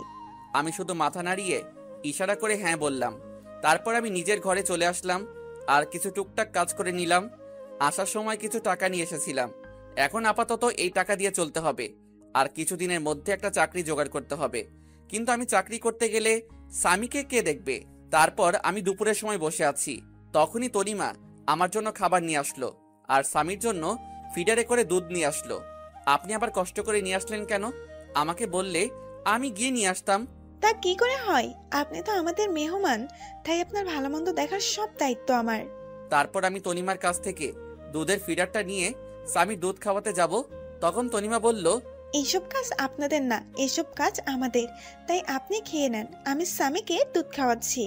তারপর আমি দুপুরে খাবার খেতে লাগলাম আর তনিমা স্বামীকে কোলে তুলে খুব যত্ন করে খাওয়াতে লাগলো। মনে হচ্ছে স্বামী তার মায়ের কোলে দুধ খাচ্ছে আর তনিমা মনে হচ্ছে তার নিজের ছেলেকে কোলে তুলে যত্ন করে দুধ খাওয়াচ্ছে। এইভাবে চলছিল আমাদের দিনগুলি। এখন আমার থেকে তনিমা স্বামীকে বেশি খেয়াল করে, খুব আদর করে স্বামীকে। স্বামী যেন তার নিজের মাকে পেয়েছে। আর তনিমা আমাকেও বেশ কেয়ার করে। আর হ্যাঁ, তনিমার মা বেঁচে নেই, তনিমার বাবা সারাদিন চায়ের দোকানে কাজ করে আর তনিমা সারাদিন স্বামীকে নিয়ে পড়ে থাকে। আমি কিছুদিন ধরে ভাবছি আমি একটা চাকরি করব, কারণ বাড়ি বসে থাকতে সবসময় ভালো লাগে না। আর এখন স্বামীকে নিয়ে বেশি চিন্তা করি না, কারণ স্বামী দেখাশোনা করার জন্য তনিমা আছে। কারণ আমার থেকে তনিমা স্বামীকে বেশি দেখাশোনা করে। প্রায় সবসময়ই আমি তনিমার কাছে থাকি আর তনিমা কেমন যেন সবসময় আমাকে কেয়ার করে, সবসময় খোঁজ খবর নেয় কখন কোনটা লাগবে, সবকিছু তনিমা নিয়ে আসে। তারপর আমি কিছুদিনের মধ্যে একটা চাকরি পাই আর পরশু চাকরিতে জয়েন করতে হবে। তনিমা শোনো, বলছি আমি একটা চাকরি পাইছি আর ভাবছি চাকরিটা করব, কিন্তু স্বামীকে দেখে রাখবে কে? তাই তুমি যদি স্বামীকে একটু দেখে রাখতে। তো আমাকে বলছেন কেন, যান না চাকরি করেন।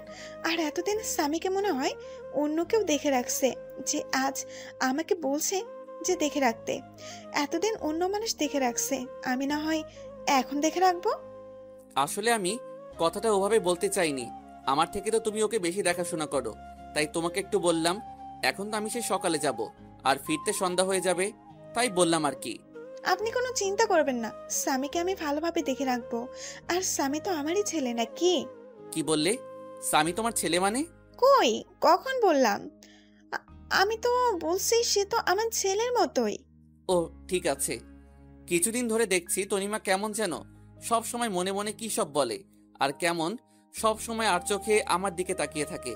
আমি বুঝতে পারছি তনিমা আমাকে ভালোবাসতে শুরু করেছে, কিন্তু এটা যে কোনোদিন সম্ভব না, কারণ আপনারা তো সবই জানেন, কিন্তু তনিমা তো আর জানে না। তবে আমি বুঝতে পারছি তনিমাকে ছাড়া স্বামী লালন পালন করা সম্ভব না। আর তনিমা কেমন যেন স্বামী নিজের ছেলের মতো দেখাশোনা করে। আর তনিমা মেয়েটা অনেক ভালো, কোনো অহংকার নেই তার মধ্যে। তারপর আমি অফিস জয়েন করলাম। তনিমা এখন আমাকে প্রতিদিন সকালে সবকিছু গুছিয়ে দেয়। সকালে উঠে নাস্তা তৈরি করে দেবে, তারপর সন্ধ্যার পর নিজের স্বামীর মতো করে রাতের খাবার নিয়ে অপেক্ষা করে। কিন্তু তনিমা যা ভাবছে তা কোনোদিন হবার নয়। তনিমাকে আমার সবকিছু বলতে হবে, নইলে পরে অনেক বড় সমস্যা হতে পারে। তাই ভাবলাম তনিমাকে সবকিছু বলে দেব। আমি সকালে অফিসে যাচ্ছি, তখন তনিমার বাবা আমাকে ডাক দিল। আমি তনিমার বাবার কাছে গিয়ে সালাম দিলাম। তনিমার বাবা সালামের উত্তর দিয়ে বলল যেন রাতে তাদের সাথে একসাথে রাতের খাবার খাই, আর কিছু কথা আছে, তাই রাতে এক জায়গায় কথাটা বলবে। আমি এত কিছু না ভেবে অফিসে চলে আসলাম। অফিস শেষে রাতে বাসায় ফিরলাম। ফ্রেশ হয়ে তনিমার বাবার সাথে একসাথে খেতে বসলাম। তখন তনিমার বাবা বলল, দেখো আহনাফ বাবা, তুমি যেদিন থেকে এখানে এসেছো তুমি দেখছো আমার মেয়েটা কেমন। আর আমার মেয়েটা তোমার ছেলেকে নিজের ছেলের মতো লালন পালন করে, তুমি তো সব জানো। আর আমার মা মরা মেয়েকে কোনোদিনই কষ্ট দেয়নি। আমি আমার মেয়ের কষ্ট হবে বলে আমি আর বিয়ে করিনি, তুমি তো সব জানো। আর স্বামীর জন্য একটা মা দরকার, আর তুমি কতদিন একা একা থাকবে, তাই বলছিলাম কি আমার মেয়েকে তুমি বিয়ে করে নাও বাবা। খুব টেনশন হয়, বাবা বৃদ্ধ হয়ে গেছি, কখন যে কি হয়ে যায় বলা যায় না। আমি তনিমার বাবা হিসেবে বলছি না, আমি তোমার ভালোর জন্যই বলছি। আঙ্কেল কি বলছেন এসব? আর আমি তনিমাকে কোনোদিন ওই চোখে দেখিনি। আর হ্যাঁ, তনিমা মেয়েটা অনেক ভালো, আমার ছেলেকে নিজের ছেলের মতো ভালোবাসে আর আমারও খুব যত্ন নেয়। কিন্তু এটা সম্ভব না। কথাটা বলার সাথে সাথে তনিমার দিকে তাকালাম, দেখি তনিমার চোখ দিয়ে অঝোর ধারায় কান্না করতে করতে বাইরে চলে গেল। তনিমা মনে হয় আমাকে ভালোবাসে, আর তনিমা মনে হয় আমার কাছ থেকে এই কথা আশা করেনি। তাহলে কেন তনিমাকে বিয়ে করতে পারবে না? কি সমস্যা বলো দেখছি। অনেক সমস্যা আছে আঙ্কেল, আপনি আমার পুরো কাহিনী জানেন না। কেন আমি ছোট একটা বাচ্চা নিয়ে কেন এক শহর থেকে অন্য শহরে চলে আসলাম। আমার একটা পুরনো অতীত আছে, আর সেই অতীত শুনলে আপনি আর আমার সাথে আপনার মেয়েকে বিয়ে দিবেন না। তোমার একটা অতীত আছে? কই, তুমি তো আমাকে আগে বলনি। তখন বলার মতো পরিস্থিতি ছিল না, তাই বলিনি। কিন্তু আপনাদের কাছ থেকে আর লুকাবো না, সব বলবো আজ। তারপর আমি তনিমাকে ডাকলাম আর আমার অতীতের পুরো কাহিনী বলতে থাকলাম। তারপর আমি আমার পুরানো অতীত সব খুলে বললাম। দেখি তনিমা কান্না করতে করতে অন্য রুমে চলে গেল, আর তনিমার বাবা কোনো কথা না বলে চলে গেল। তারপর আমি নিজের রুমে চলে আসলাম, দেখি আমার ছেলেটা ঘুমিয়ে আছে। আজ মা বাবা আর রিমির কথা খুব মনে পড়ছে। এতদিনে হয়তো রিমি অন্য কারোর সাথে বিয়ে করেছে, কারণ রিমির কাছে তো আমি একটা খারাপ মানুষ ছিলাম। আর মা মনে হয় আমার উপর এখনো রেগে আছে। পুরনো কথা ভাবতে ভাবতে কখন যে স্বামীর পাশে ঘুমিয়ে পড়েছি নিজেই জানি না। পরের দিন সকালে উঠে ফ্রেশ হয়ে নিলাম, অফিসে যাওয়ার জন্য রেডি হচ্ছি। কিন্তু আজ তনিমা আমাকে নাস্তা করতে ডাকলো না, মনে হয় আমার উপর রেগে আছে। কিন্তু আমি অফিসে গেলে স্বামীর কি হবে? স্বামীর বয়স 8 মাস, তাই তাকে একা রেখে যাওয়া যাবে না।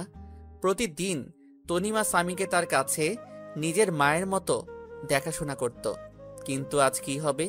আমি বিছানায় মাথা নিচু করে বসে আছি, তখনই তনিমা আসলো আর বলল, আপনি অফিসে চলে যান, আমি স্বামীকে দেখে রাখছি। আসলে কাল একটু দেরি করে ঘুমানোর জন্য সকালে উঠতে দেরি হয়ে গেল, তাই আপনার জন্য নাস্তা তৈরি করতে পারলাম না। কাল থেকে আবার তৈরি করে দেব। আমি তনিমার দিকে তাকিয়ে দেখি তনিমার চোখ মুখ ফুলে আছে, আর চোখ কিছুটা লাল হয়ে আছে। মনে হয় সারা রাত কান্না করেছে। তনিমা, আমাকে তুমি ক্ষমা করে দাও। তোমাদের কাছ থেকে আমার পুরনো অতীত লুকানোর জন্য যদি সেদিন সবকিছু বলে দিতাম, তাহলে আজ তোমাকে কষ্ট পেতে হতো না। কিন্তু কি করব বলো, আমি যে চাইলেও সবকিছু ভুলে যেতে পারবো না। আপনি কেন ক্ষমা চাইছেন? আর অন্যায় তো আমি করেছি। আমি আপনার সম্পর্কে সবকিছু না জেনে আপনাকে ভালোবেসেছি। আমি আর আপনাদের মধ্যে আসবো না, কিন্তু স্বামীকে আমার কাছ থেকে দূরে রাখবেন না। স্বামী আপনার ছেলে, আমি কোনোদিন ভাবিনি, সব সময় নিজের ছেলে মনে করে এসেছি। প্লিজ স্বামীকে আমার কাছ থেকে দূরে সরিয়ে দেবেন না। আমি তনিমার কথা চোখ দিয়ে টপটপ করে পানি পড়তে থাকলো। রিমির মধ্যে আর তনিমার মধ্যে কত পার্থক্য। রিমি নিজের সন্তানকে অমানুষ বলে, গালাগালি করে, আর তনিমা স্বামী কিছু না হওয়া সত্ত্বেও স্বামীর জন্য কত ভালোবাসা তার। আমি স্বামীর কাছে গিয়ে স্বামীর 2 গালে 2টা চুমু দিয়ে স্বামীকে তনিমার কোলে তুলে দিয়ে চলে আসলাম অফিসে। এভাবে চলতে থাকলো আমার একাকিত্ব জীবন। এখন স্বামী হাঁটতে শিখে গেছে, আর সব সময় তনিমার সাথে সব সময় দুষ্টামি করে। তনিমা এখন আর আমার উপর তেমন অধিকার দেখায় না। হয়তো তনিমা বুঝে গেছে যে পাওয়ার নাই তা নিয়ে ভেবে লাভ নাই। আর তনিমা স্বামীকে সব সময় কাছে রাখে, খুব আদর করে স্বামীকে। একদিন অফিস থেকে বাসায় আসলাম, তখন তনিমা স্বামীকে আমার কাছে দিতে আসলো। আজ স্বামী আমাকে মা ডেকেছে জানেন? তনিমা, তুমি সব জানো আমার প্রতি ঘটে যাওয়া সব ঘটনা, আর আমি চাই না স্বামী আপনাকে মা বলে ডাকুক, কারণ আপনি তো আর সারা জীবন আর স্বামীকে দেখাশোনা করবেন না। আজ না হয় কাল তোমার বিয়ে হয়ে যাবে, তখন আমি চাই না স্বামী তার মায়ের জন্য কান্না করুক। তাই তুমি ভবিষ্যতের কথা চিন্তা করে এখন মানিয়ে নিলে খুশি হতাম। আমি বুঝতে পারছি, আমি চেষ্টা করব। এভাবে চলে গেল আরো 2 বছর। এখন স্বামী ভালোভাবে কথা বলতে পারে। স্বামী এখন আমাকে আব্বু বলে ডাকে। যেদিন স্বামী আমাকে আব্বু বলে ডেকেছিল সেদিন যে কত খুশি হয়েছিলাম তা ভাষায় প্রকাশ করা যাবে না। আর এখন স্বামী তনিমাকে আন্টি বলে ডাকে। আমি জানি এসব তনিমা শিখিয়ে দিছে। এভাবে আরো কিছুদিন যাওয়ার পর তনিমা এসে বলল, বাবা আমার বিয়ে ঠিক করে ফেলেছে, কিন্তু সে স্বামীকে ছাড়া থাকতে পারবে না বলে অজরধারায় কান্না করতে থাকলো। আমি কি বলে তনিমাকে সান্ত্বনা দেব কিছু খুঁজে পাচ্ছি না, কারণ সেই ছোট থেকে স্বামী কোলে তুলে নিজের হাতে খাইয়ে বড় করেছে। সবাই কষ্ট হওয়ার কথা, কিন্তু বাস্তবটাকে মেনে নিতে হবে, নইলে পরে অনেক সমস্যার মধ্যে পড়তে হবে। কিছুদিনের মধ্যে তনিমার বিয়ে হয়ে গেল। এই কয়দিন স্বামীকে সবসময় কাছে নিয়ে রাখতাম, কারণ স্বামী এখনো ছোট, তাই কিছুদিন তনিমার থেকে দূরে রাখলে স্বামী হয়তো তনিমাকে আস্তে আস্তে ভুলে যাবে। তনিমা বিয়ের দিন স্বামীকে জড়িয়ে ধরে অনেক কান্না করেছিল, যেন মা তার ছেলেকে চিরদিনের জন্য ছেড়ে চলে যাচ্ছে। তনিমার কান্না দেখে আমারও খুব কান্না পাচ্ছিল। তারপর তনিমার বিয়ে হয়ে গেল। কিছুদিন স্বামী কান্না করছিল তনিমা না দেখতে পেয়ে, কিন্তু স্বামী ছোট, সে কারণে কিছুদিন পর আর কান্না করে না। এখন স্বামীকে আমার সাথে আমার অফিসে নিয়ে যাই। অফিসের সবাই স্বামীকে অনেক ভালোবাসে, সবাই স্বামীকে দেখে রাখে, সবাই স্বামীকে আদর করে। কিছুদিন পর অফিস থেকে জানালো আমার ট্রান্সফার করা হয়েছে, আর এখন আমার অফিস ঢাকাতে পোস্টিং করা হয়েছে। আমিও সবকিছু মেনে নিলাম। তনিমার বাবার কাছ থেকে বিদায় নিয়ে ঢাকাতে চলে আসলাম। তবে ঢাকাতে আসার আগে তনিমা কিভাবে খবর পেয়েছিল আমরা একেবারের জন্য ঢাকায় চলে যাচ্ছি, সেদিন তনিমা এসে স্বামীকে কোলে তুলে অনেক আদর করে আর বলে মাঝে যেন তার সাথে দেখা করি। তারপর আমরা ঢাকায় চলে আসি। তারপর দেখতে দেখতে আরো 2টা বছর চলে গেল। এখন স্বামীকে একটা স্কুলে ভর্তি করিয়ে দিছি। আমি অফিসে যাওয়ার সময় স্বামীকে স্কুলে দিয়ে আসি, আর স্কুল শেষে স্বামীকে আমার অফিসে নিয়ে আসি। তারপর অফিস শেষে দুজন বাসায় চলে আসি। একদিন স্বামী বলল, আব্বু আব্বু তুমি জানো, স্কুলে আমার সব বন্ধুরা তাদের আম্মুর সাথে যায়, তাদের আম্মু তাদের কত ভালোবাসে, কিন্তু আমার আম্মু নেই কেন? ও আব্বু বলো আব্বু, আমার আম্মু কোথায়? আমি স্বামীর কথা শুনে অনেক অনেক বেশি অবাক হলাম, কারণ এই 5 বছরে আমি একদিনও তার মায়ের কথা জিজ্ঞাসা করিনি। তাহলে আজ কেন তার মায়ের কথা জিজ্ঞাসা করলো? মনে হয় স্কুলে তার বন্ধুদের মায়ের সাথে আসতে দেখে স্বামীরও তার মায়ের কথা মনে পড়ছে। বাবা, তোমার আম্মু আমাদের উপর রেগে আছে, তাই আমাদের কাছে থাকে না। তোমার আম্মু আমাদের ছেড়ে দূরে কোথাও চলে গেছে। আব্বু আমাদের উপর কি কারণে রাগ করেছে? আমি কি ছোটবেলায় খুব দুষ্টুমি করতাম আম্মুর সাথে? না বাবা, তোমার আম্মু আমার উপর রেগে চলে গেছে। তোমার আম্মু ভালো না, আমার পিচ্চি বাবুটার কষ্ট বোঝে না, তাই তোমার আম্মু ভালো না। আব্বু তুমি কি বলেছিলে যে আম্মু রাগ করে চলে গেছে? আমার একটা রাজকুমারের খুব দরকার ছিল, কিন্তু তোমার আম্মু আমাকে দিতে রাজি ছিল না, তাই তোমার আম্মু রাগ করে চলে গেছে। আব্বু তাহলে তোমার আব্বু আম্মু কোথায়? তারা কেন আমাদের সাথে থাকে না? আমার আম্মু আব্বু আমাকে খুব ভালোবাসতো। ঠিক আমি যেভাবে তোমাকে আদর করি, ঠিক সেভাবে আমাকেও আদর করত। তাহলে তোমার আম্মু আব্বু কোথায়? আমি তো আমার আব্বুর সাথে থাকি, তুমি কেন তোমার আব্বুর সাথে থাকো না? তোমার আম্মুর জন্য আমার আম্মু আব্বু আমার উপর রেগে চলে গেছে। তাহলে আমার আম্মুর কাছে কোনোদিন যাব না। কেন যাবে না? তুমি তোমার আম্মুর কাছে, তুমি তো এইমাত্র বললে আমি আম্মুর কাছে যাব। না যাব না, আম্মু খুব খারাপ, অনেক পচা। আমার আম্মুর জন্য তোমার আম্মু আব্বু তোমার উপর রাগ করে চলে গেছে। পরে যদি আম্মুর জন্য তুমি যদি আমার উপর রেগে আমাকে ছেড়ে চলে যাও? না বাবা, তোমাকে ছেড়ে আমি কোথাও যাব না। আব্বু আমি তোমার আম্মুর আব্বুর কাছে যাব। কেন? তুমি আমার আম্মু আব্বুর কাছে যাবে কেন? আমি তোমার আম্মু আব্বুর কাছে গিয়ে মাপ চাইবো, যেন আমার আব্বুর ওপর যেন আর রেগে না থাকে। না বাবা, তারা তোমার কথা শুনবে না। আমার উপর আমার আম্মু অনেক রেগে আছে। না আব্বু, আমি যাব আর তোমার আম্মুর কাছে পা জড়ি ধরে মাপ চাইবো, যেন তোমাকে মাপ করে দেয়। আচ্ছা বাবা, তোমার পরীক্ষা শেষ হলে নিয়ে যাব। ঠিক আছে বাবা? ঠিক আছে আব্বু। তাই বলে স্বামী শুয়ে পড়ল, আর আমি ভাবতে থাকলাম আমাকেও অনেক মা বাবাকে দেখতে ইচ্ছে করছে। অনেকদিন মা বাবাকে দেখিনি, তাই স্বামীর পরীক্ষা শেষ হলে কিছুদিনের জন্য আবার সেই নিজের চিরচেনা শহর যশোরে যাব। এতদিনে মনে হয় রিমি আর একটা বিয়ে করে স্বামীর সাথে সুখে শান্তিতে সংসার করছে। রিমি সুখে থাকলেই ভালো, আমি আর কারো প্রতি মায়া জন্মাতে দেব না। এক রিমিকে ভালোবেসে আমার জীবনটা শেষ করে দিয়েছে, আমার মা বাবার কাছ থেকে আলাদা করে দিছে। আমি আর আমার ছেলের মাঝখানে অন্য কাউকে আসতে দেব না। তারপর পুরনো কথা ভাবতে ভাবতে কখন যে ঘুমিয়ে পড়েছি ঠিক খেয়াল নেই। তারপর সকালে ফ্রেশ হয়ে স্বামীকে তৈরি করে স্বামীর স্কুলে নামিয়ে দিয়ে আমি অফিসে চলে আসলাম। এইভাবে দেখতে দেখতে স্বামীর পরীক্ষা শেষ হয়ে গেল, আর আমারও অফিস কিছুদিনের জন্য ছুটি নিয়ে আমার নিজের শহরে যাওয়ার জন্য ব্যাগপত্র গুছিয়ে নিলাম। পরের দিন রাত 12টার সময় ঢাকা টু যশোর 2টা টিকিট কিনে বাসে উঠে পড়লাম। আজ 5 বছর পর নিজের শহরে যাচ্ছি। মনের মধ্যে কেমন অন্যরকম একটা ভয় কাজ করছে। দীর্ঘ 6 ঘন্টা জার্নি করার পরে নিজের শহরে পৌঁছালাম। খুব ভালো লাগছে। অনেক দিন পর নিজের শহরে আসলাম।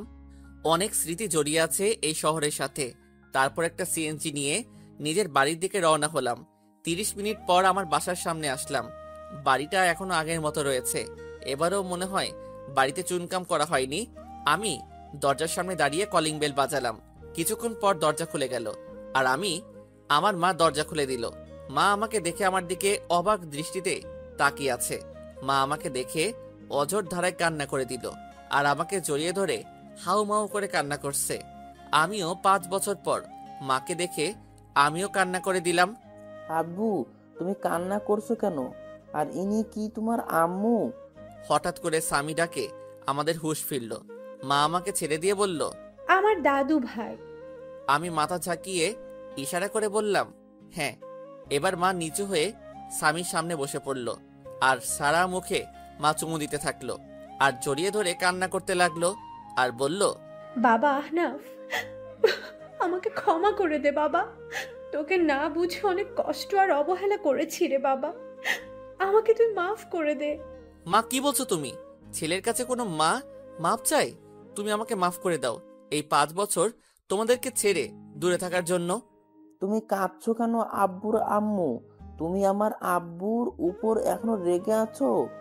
আমার আব্বুকে তুমি মাফ করে দাও। না দাদু ভাই, তোমার আব্বুর উপর আমার কোনো রাগ নেই, তবে অনেক অভিমান রয়েছে। 5 বছর আমার কথা তার একবারও মনে পড়েনি। খুব অভিমান তোমার আব্বুর উপর। আমার উপরে কি রাগ আর অভিমান করে আছো তুমি? যদি রাগ থাকে তাহলে আব্বুর মতো আমাকেও মাফ করে দাও। না দাদু ভাই, তোমার উপর কোনো রাগ বা অভিমান নেই। তুমি তো আমার সোনা দাদু ভাই। তাহলে আজ থেকে আমি তোমাকে কি বলে ডাকবো? আমাকে দাদু ভাই বলে ডাকবে, কেমন? আচ্ছা দাদু ভাই, তাই বলবো। তারপর আমরা বাসার ভিতরে ঢুকে গেলাম। বাসাটা ঠিক আগের মতোই আছে, কিছু পরিবর্তন হয়নি, শুধু অবহেলাটা নেই। তারপর ব্যাগপত্র নিয়ে আমি আর স্বামী উপরে উঠে রুমে প্রবেশ করলাম। আর তখন আমি বেশ অবাক হলাম, মানে প্রচন্ড অবাক হলাম, কারণ আমি কোনোদিন ভাবতে পারিনি রিমি এখানে থাকবে। হ্যাঁ, রিমি দেখি বিছানায় বসে আছে। অন্যদিকে ফিরে আমরা এসেছি হয়তো এখনো জানে না, কিন্তু রিমি এ বাড়িতে কেন? রিমিকে তো আমি মুক্ত করে দিয়েছি, তাহলে রিমি কেন এখনো এ বাড়িতে পড়ে আছে? আব্বু চলো, দাঁড়িয়ে পড়লে কেন? স্বামীর কথা শুনে রিমি আমাদের দিকে ফিরল। আমাদেরকে দেখে রিমির সাথে সাথে বিছানা থেকে লাফ দিয়ে নেমে পড়ল, আর অবাক করা দৃষ্টিতে তাকিয়ে আছে আমাদের দিকে। রিমি আমার থেকে অনেক চেঞ্জ হয়ে গেছে, অনেক শুকিয়ে গেছে আর পাতলা হয়ে গেছে। রিমি কিছু বলছে না, চোখের পানি টলমল করছে। রিমি এবার দৌড়িয়ে এসে আমাকে জড়িয়ে ধরলো আর চিৎকার করে কান্না করতে থাকলো। রিমি আমাকে জড়িয়ে ধরে জোরে জোরে কান্না করছে, আর আমার গালে হাত দিয়ে আমার কপালে 2 গালে দাড়িতে পাগলের মতো চুমু খেতে লাগলো, আর শক্ত করে জড়িয়ে ধরে আছে। কোথায় ছিলে তুমি এই 5 বছর? তুমি চলে যাওয়ার পর তোমাকে আমি পাগলের মতো খুঁজেছি।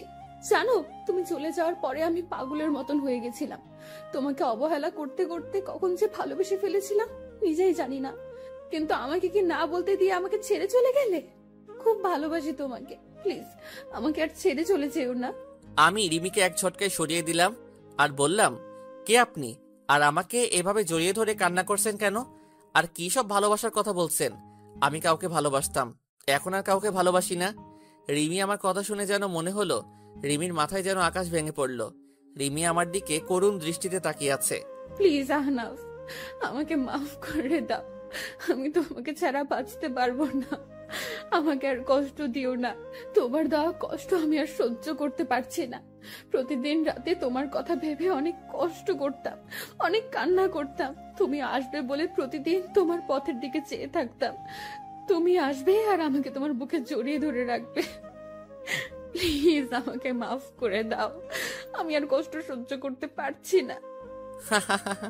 হাসালে, তুমি আমাকে ভালোবাসো তাই না? কোথায় ছিল তোমার এত ভালোবাসা? যেদিন তোমাকে একবার দেখার জন্য টানা 2 বছর তোমার পিছনে পড়েছিলাম, কোথায় ছিল তোমার ভালোবাসা? যেদিন আমি ভালোবাসার নামে শুধু অবহেলা পেয়েছি, তোমার কাছে প্রতিদিন মাফ চাইতাম আমার একটা মাত্র অন্যায়ের জন্য, কিন্তু আমি কি পেয়েছি? শুধু কিছু সুন্দর সুন্দর গালাগালি আর মায়ের অবহেলা। তুমি কি জানো আপনজনের অবহেলা কত কষ্টকর, কতটা অসহ্য, যা আমাকে ভিতর থেকে একদম শেষ করে দিয়েছে। তাই আমি আর কখনো অবহেলা সহ্য করতে পারবো না। আর কারো প্রতি আমার কোনো টান নেই বা ভালোবাসা নেই। এখন শুধু আমি আমার ছেলেকে নিয়ে বাঁচতে চাই। আমার পুরো পৃথিবী জুড়ে এখন শুধু আমার ছেলে রয়েছে। আমি আর কাউকে আমার পৃথিবীতে প্রবেশ করতে দেব না। রিমি এবার নিচে তাকিয়ে দেখে সামি দাঁড়িয়ে আছে। রিমি সামিকে দেখে আরো জোরে কান্না শুরু করে দিল। আর রিমি হাঁটু ভাঁজ করে সামির সামনে গিয়ে বসে পড়ল আর জড়িয়ে ধরল সামিকে। সামিকে জড়িয়ে ধরে কান্না করতে থাকলো আর 2 গালে চুমু খেলো। রিমির এমন ঢঙের ভালোবাসা দেখে আমার রাগটা চরমে উঠে গেল। রিমির সেসব বলা কথা হঠাৎ করে মনে পড়ে গেল। আমি রিমির কাছে থেকে সামিকে সরিয়ে নিয়ে সামিকে কোলে তুলে নিলাম। কি করছেন আপনি? আমার ছেলেকে এভাবে জড়িয়ে ধরেছেন কেন? আর ওকে এভাবে চুমু দিচ্ছেন কেন? কোনো অধিকার নেই আমার ছেলের উপর। কেন আমার ছেলেকে আমি জড়িয়ে ধরবো? তাতে অধিকারের কি আছে এখানে? তোমার ছেলে তাই না? কেউ একজন বলেছিল কোনো অমানুষের বাচ্চা আমার বাচ্চা হতে পারে না, তাই তাকে নষ্ট করে দিতে চেয়েছিল। আর আমি আমার ছেলে তো একটা অমানুষ, আর আমাদের মতো অমানুষকে আপনি নিজের ছেলে বলে দাবি করছেন? শুনে রাখুন, সামি শুধু আমার ছেলে আর কারো নয়। কেউ যদি আমার ছেলেকে আমার কাছ থেকে নিতে আসে, তাহলে আমার থেকে কেউ খারাপ হবে না। এই বলে আমি ব্যাগপত্র আর সামিকে নিয়ে আমি আগে যেই রুমে থাকতাম সেই রুমে চলে আসলাম। রুমটা ঠিক আগের মতোই আছে। মনে হয় প্রতিদিন কেউ রুমটা নিজের মতো করে গুছিয়ে রাখতো। আর এদিকে রিমি কান্না করতে করতে নিচে নেমে সোজা মাকে জড়িয়ে ধরে কান্না করতে থাকলো। কি হয়েছে রিমি, কান্না করছো কেন? মা, আমি কি এতটাই খারাপ যে তোমার ছেলে আমাকে এতটা ঘৃণা করে? এমনকি আমার ছেলেকে আমি একটু জড়িয়ে ধরেছি বলে তোমার ছেলে বলল আমার ছেলের উপর নাকি আমার কোনো অধিকার নেই। তুমি বলো মা, আমার ছেলেকে আমি আদর করব না তো কে আদর করবে? আর তোমার ছেলে বলল আমি যেন আমার ছেলেকে স্পর্শ না করি। আহনাফ মনে হয় আগের কথা কিছু ভুলতে পারেনি। এখনো মনে হয় তোর উপর রেগে আছে, তাই হয়তো তোর সাথে এমন ব্যবহার করছে। যখন তোর প্রতি রাগ কমে যাবে তখন দেখবি আস্তে আস্তে সব ঠিক হয়ে যাবে। তুই শুধু আমার ছেলেকে ভালোবেসে যাবি, দেখবি একদিন সব কিছু ভুলে তোর কাছে ফিরে আসবে। তারপর আমি রুমে এসে কাপড় চেঞ্জ করে ফ্রেশ হয়ে নিলাম। তারপর একটু রেস্ট নিয়ে নিচে আসলাম দুপুরের খাবার খেতে। মা বাবা এখনো আসেনি অফিস থেকে। এখনই চলে আসবে, আমি ফোন করে সব বলে দিয়েছি। এখনই চলে আসবে, তুই খেতে বস। আর দাদু ভাই, তুমি আমার কাছে আসো, আজ খুব ভালো লাগছে। আজ অনেকদিন পর একসাথে এক টেবিলে খেতে বসলাম। মা রিমি, তুমি আহনাফের পাশে বসে আহনাফকে খাবার আগিয়ে দাও। তারপর যেই রিমি আমার পাশে বসলো, আমি উঠে গেলাম চেয়ার থেকে। মা, আমি পরে খেয়ে নেব, এখন খেতে ইচ্ছে করছে না। আর স্বামীকে খাইয়ে দিয়ে সোজা আমার রুমে নিয়ে আসবে, ঠিক আছে মা? তাই বলে আমি উপরে উঠে রুমে চলে আসলাম। এভাবে কিছুক্ষণ রেস্ট নেওয়ার পর বাসার কাজের লোক আমার রুমে খাবার দিয়ে গেল। খাবার খেয়ে একটু রেস্ট নিয়ে নিলাম, কিন্তু স্বামী এখনো রুমে আসলো না কেন? আমি উঠে নিচে গিয়ে দেখি রিবি আর স্বামী নিচে বসে আছে। বলতে গেলে স্বামী রিমির কোলে বসে বসে খেলা করছে, আর রিমি মাঝে মাঝে স্বামীর মুখে চুমু দিচ্ছে। আমি রিমির কাছ দেখে মাথাটা পুরো গরম হয়ে গেল। যখন জানতে পারে আমাদের ছেলে আসছে পৃথিবীতে, তখন রিমি যতটা না আমাকে অবহেলা করছে, তার থেকে বেশি গালাগালি করছে আমার ছেলেটাকে। তাই আমি সোজা নিচে নেমে চলে আসলাম। আমি নিচে গিয়ে রিমির কোল থেকে স্বামীকে নিয়ে নিলাম। আপনাকে বলছি না আমার ছেলের উপর কোনো অধিকার দেখাতে আসবেন না?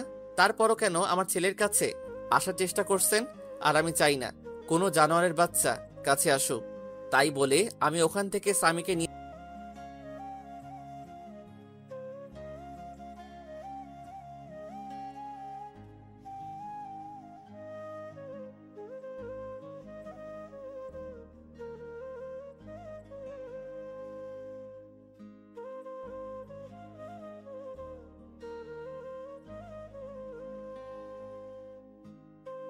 এ, বাবাকে রুমে নিয়ে গেলাম। বাবা, তোমার দাদাভাই আমার ছেলে সামি। বাবা সামিকে দেখে কোলে তুলে আদর করতে লাগলো। তারপর বাবার সাথে কিছুক্ষণ কথা বলে বাবা চলে গেল। তারপর আমি আর সামি একটু ঘুমিয়ে বিকালে উঠে একটু বাইরে হাঁটতে বের হলাম। অনেকদিন পর এই এলাকাতে আসলাম। কিছু চেনা পরিচিত মানুষের সাথে কথা বলে রাতে বাসায় আসলাম। আমি আর সামি রুমে বসে আছি, তখন রিমি রুমে আসলো। চলেন, রাতের খাবার খেয়ে নেবেন, সবাই নিচে অপেক্ষা করছে। আমি খাবো না, আর আমার খাওয়া নিয়ে তোমাকে চিন্তা করতে মানা করছি না? আর এর আগে 1 বছর যখন আমার খাবার কথা নিয়ে ভাবনি, এখনো না ভাবলেই চলবে। আমি আগে যেরকম ভাবে বাইরে খেতাম, এখনো বাইরে বাইরে খাবো। আপনি শুধু মাকে বলেন স্বামীর খাবারটা যেন উপরে দিয়ে যায়। রিমি আর কিছু না বলে কান্না করতে করতে চলে গেল। কাঁদুক, তাতে আমার কি? আমিও অনেক কান্না করেছি, কেউ দেখেনি আমার কান্না। কিছুক্ষণ পর মা রুমে আসলো। বাবা আহনাফ, তুই কি এখনো আমাদের উপর রাগ করে আছিস বাবা? যদি এখনো রাগ করে থাকিস তাহলে মাফ করে দে বাবা। আমরা সবাই নিজেদের ভুল বুঝতে পেরেছি। চল বাবা, একসাথে খেয়ে নি। না মা, আমার কিছু খেতে ইচ্ছে করছে না। আর তাছাড়া আমার বাইরের খাবার খেয়ে অভ্যাস হয়ে গেছে, তাই বাসার খাবার না খেলেও চলবে। তুমি স্বামীকে নিয়ে খাইয়ে দাও, আমি রুমে বসে আছি। মা আর কোনো কথা না বলে স্বামীকে নিয়ে চলে গেল। যাওয়ার সময় দেখলাম মায়ের চোখে হালকা পানি টলমল করছে। খুব কষ্ট হলো মায়ের চোখে পানি দেখে। মা কোনো দোষ করেনি, রিমির জন্যই তো মা আমাকে অবহেলা করত। না, মাকে আর কষ্ট দেব না। তারপর কিছুক্ষণ পর দেখি রিমি স্বামীকে দিয়ে গেল, আর আমি স্বামীকে বিছানায় বসিয়ে রুমের দরজা বন্ধ করে দিলাম। রিমির চোখে পানি দেখলাম, কাঁদলে কাঁদুক, তাতে আমার কিছু করার নেই। বিছানায় শুয়ে শুয়ে ভাবছি, রিমি আমাকে আগে দু চোখে দেখতে পারতো না, আর এখন কেমন দৃষ্টিতে তাকিয়ে থাকে। রিমির চোখে এখন আমার জন্য অন্য কিছু দেখি। হয়তো আমার অনুপস্থিতিতে আমাকে ভালোবেসে ফেলছে, কিন্তু রিমির উপর যে এখন আমার কোনো রকম ফিলিংস কাজ করে না। 5 বছর আগের কথা মনে পড়লে ভীষণ রাগ আর কষ্ট হয় খুব। পুরনো কথা ভাবতে ভাবতে কখন যে ঘুমিয়ে গেছি নিজেই জানি না। পরের দিন সকালে ঘুম থেকে উঠে দেখি স্বামী বিছানায় নেই। আমি তাড়াতাড়ি বিছানা থেকে উঠে চোখ মুছতে মুছতে নিচে এসে দেখি স্বামীকে সুন্দর পোশাক পরিয়ে নিজের কোলে তুলে খুব সুন্দর করে নিজের হাতে খাইয়ে দিচ্ছে, আর তারা কথা বলছে। বাবা, তোমার এতদিন মায়ের কথা মনে পড়েনি? খুব মনে পড়তো আম্মু। আমার স্কুলের সব বন্ধুদের তাদের মা স্কুলে নিয়ে যেত, আবার নিয়ে আসতো। খুব মন খারাপ হতো তখন, কিন্তু আব্বুকে যেই মায়ের কথা বললাম তখন আব্বু বলতো আমার নাকি কোনো মা নেই, আমার মা নাকি খুব পচা। আমাকে আর আব্বুকে অনেক গালাগালি করতো আর অবহেলা করতো। কিন্তু আম্মু, তুমি তো অনেক ভালো। আম্মু, তাহলে আব্বু ওরকম কথা বলতো কেন যে তুমি অনেক খারাপ পচা? স্বামীর কথা শুনে রিমির মুখটা মুহূর্তের মধ্যে ফ্যাকাশে হয়ে গেল, কারণ সে নিজেই তো তার ছেলেকে আর আহনাফ অনেক গালাগালি আর অনেক খারাপ ভাষায় কথা বলেছে। ভাবতেই চোখ দিয়ে 2 ফোঁটা নোনা জল বের হলো। আমি আর দাঁড়িয়ে না থেকে রিমির সামনে চলে গেলাম। এই যে মিস ভদ্রমহিলা, আপনার লজ্জা করে না পরের ছেলেকে আদর করতে?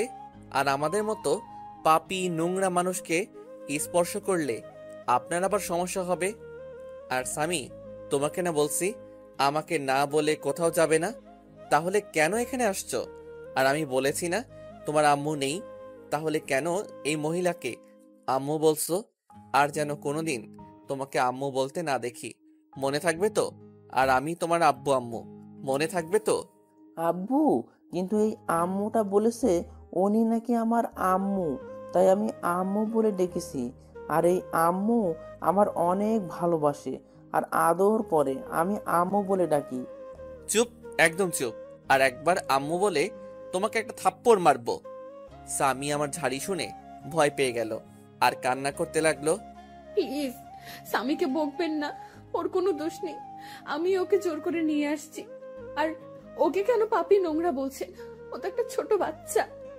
এই কথাটা আজ থেকে 5 বছর আগে আমার ছেলেকে বলেছিল। তখন সে একদম বাচ্চা ছিল, একদম নিষ্পাপ ছিল। এতটাই নিষ্পাপ ছিল যে তার তখনও জন্ম হয়নি। তখন থেকে সে অন্যায়ভাবে নিয়মিত অমানুষ পাপী জানোয়ার বলে স্বীকৃতি পেয়েছে। আমার কথা শুনে রিমি এবার মাথাটা নিচু করে জোরে জোরে কান্না করতে করতে ফ্লোরে বসে পড়ল আর কান্না করতে থাকলো। আমি সামিকে নিয়ে চলে আসলাম উপরে। সামি কান্না করতে করতে আমার কাঁধের উপর ঘুমিয়ে পড়েছে। আমি সামিকে বিছানায় রেখে ফ্রেশ হতে চলে গেলাম। ফ্রেশ হয়ে গুছিয়ে নিলাম, একটু বাবার অফিসে যাব। আজ অনেকদিন পর একটু অফিসে যাব, কিন্তু সামি ঘুমিয়ে পড়েছে। ওকে রেখে যাব নাকি সাথে নিয়ে যাব, এই নিয়ে চিন্তায় পড়ে গেলাম। তারপর সামিকে রেখে যাওয়ার সিদ্ধান্ত নিলাম। তারপর রুম থেকে বেরিয়ে মায়ের কাছে চলে গেলাম। মা, আমি একটু অফিস যাচ্ছি। সামি ঘুমিয়ে আছে, আমি জেগে গেলে তোমার কাছে রাখবে, আর যেন কেউ ওকে স্পর্শ করে না, তাহলে আমার থেকে খারাপ কেউ হবে না। বাবা আহনাফ, তুই এখনো পুরনো কথা ভুলতে পারিসনি। বাবা, আগের সব কথা ভুলে গিয়ে নতুন করে শুরু করা যায় না? মা, আমি চাইলেও কিছু ভুলতে পারবো না, যার জন্য আমার জীবন থেকে 5টা বছর কষ্ট আর অবহেলায় কেটেছে। 5 বছর আমার মা বাবার সাথে সম্পর্ক বিচ্ছিন্ন করছে একটা নিষ্পাপ শিশু। তার জন্য 5 বছর মায়ের আদর থেকে বঞ্চিত হয়েছে। কিভাবে সবকিছু ভুলে যাব বলো মা? আমি এখানে আসতে চাইতাম না, শুধু স্বামী তোমাদের দেখবে বলে আসছি এখানে। আর যদি তোমরা মনে করো আমি এসে তোমাদেরকে আবার বিরক্ত করছি, তাহলে একবার বলো, এখনই চলে যাব, আবার চিরদিনের জন্য। না বাবা, যাস না তুই। যেভাবে থাকিস আমরা আর কিছু বলবো না, কিন্তু আমাদের ছেড়ে আর যাস না। আর কত কষ্ট দিবি এই মাটাকে? আমি কোনো কথা না বলে চলে আসলাম ওখান থেকে। তারপর সোজা অফিসে চলে আসলাম। অফিসে সবার সাথে বেশ আড্ডা দিলাম, যারা নতুন স্টাফ তাদের সাথে পরিচয় হয়ে নিলাম। তারপর দুপুরে বসে আছি, লাঞ্চ করার সময় হয়ে গেছে। আমি নিজের ডেস্কে বসে আছি, তখন বাবা আসলো আর বলল, চল আহনাব, লাঞ্চ করে আসি। কিন্তু আমি যেতে চাইলাম না, শুধু স্বামীর জন্য বাসায় আসলাম। বাবা কলিং বেল বাজালো। কিছুক্ষণ পর মা এসে দরজা খুলে দিল। আমি ভিতরে ঢুকে দেখি সামি আর রিমি দুজনে হেসে হেসে খেলা করছে আর দুষ্টামি করছে। রিমি আমাকে আসতে দেখে রিমি সামির থেকে দূরে সরে গেল, মনে হয় কিছুটা ভয় পাইছে। আমি আর কিছু বললাম না, কারণ এখানে বাবা রয়েছে। আমি চুপচাপ সামিকে নিয়ে উপরের রুমে চলে আসলাম। কিছুক্ষণ পর রিমি রুমে আসলো। আপনাকে নিচে ডাকছে দুপুরের খাবার খেতে। সবাই নিচে বসে আছে, অপেক্ষা করছে। আমি খাবো না, ক্ষুধা নাই, বাইরে থেকে খেয়ে নিব। আপনি চলে যান সামনে থেকে। কেন বাইরে খাবেন কেন? আপনার জন্য খাবার রান্না করা হয়েছে তো। এসব ঢং বাদ দেন। এতদিন কোথায় ছিল তোমার এসব ঢং? যত সব ঢং দেখলে বাঁচি না। আর একটা কথা, আপনাকে না বলা হয়েছে সামির থেকে দূরে থাকবেন? কারণ আমি কিছুদিনের জন্য এখানে এসেছি, আবার কিছুদিন পর কাউকে না বলে হঠাৎ করে হারিয়ে যাব। তাই স্বামীর সাথে বেশি কথা বলবেন না, পরে সমস্যা হবে। তখন বারবার আপনার কাছে যাইতে চাইবে, আর সেটা কোনোদিন সম্ভব না। আর বিকালে আমি উকিলের কাছে যাব, কারণ 5 বছর আগে যেই কাজ করতে চেয়েছিলাম সেটা এখন করব। মানে আপনাকে ডিভোর্স দিয়ে চিরদিনের জন্য মুক্ত করে দেব। রিমি এবার দৌড়িয়ে এসে আমার পা জড়িয়ে ধরল আর বলল, প্লিজ আনাফ, একবার আমাকে ক্ষমা করে দাও। আর কষ্ট দিও না, অনেক কষ্ট সহ্য করেছি, আর পারছি না। তুমি যদি চলে যাও তাহলে যাবার আগে আমাকে খুন করে যাবে, কারণ তোমাকে আর আমার ছেলেটাকে ছাড়া আমি বাঁচতে পারবো না। তুমি চলে যাবার আগে আমাকে তোমার হাত দিয়ে খুন করে চলে যাবে, তাহলে আমাকে আর কোনোদিন কষ্ট পেতে হবে না। রিমির কান্না দেখে আমার খুব খারাপ লাগলো, খুব কষ্ট হতে লাগলো। কারণ রিমিকে তো আমি পাগলের মতো ভালোবাসতাম, এখনো ভালোবাসি। কিন্তু আমার রাগ আর অভিমানের কাছে আমার ইগোটা বারে বারে হার মেনে যাচ্ছে। তখন সামি আমাদের কাছে আসলো। সামি সোজা গিয়ে রিমির সামনে গিয়ে রিমির চোখের পানি মুছে দিচ্ছে। আম্মু, তুমি আব্বুর পা ধরে কান্না করছো কেন? তুমি কেঁদো না আম্মু, আমিও কিন্তু কেঁদে দেব। আর আব্বু, আম্মু তোমার কাছে কিসের জন্য মাপ চাইছে? তুমি আম্মুকে মাফ করে দাও আব্বু।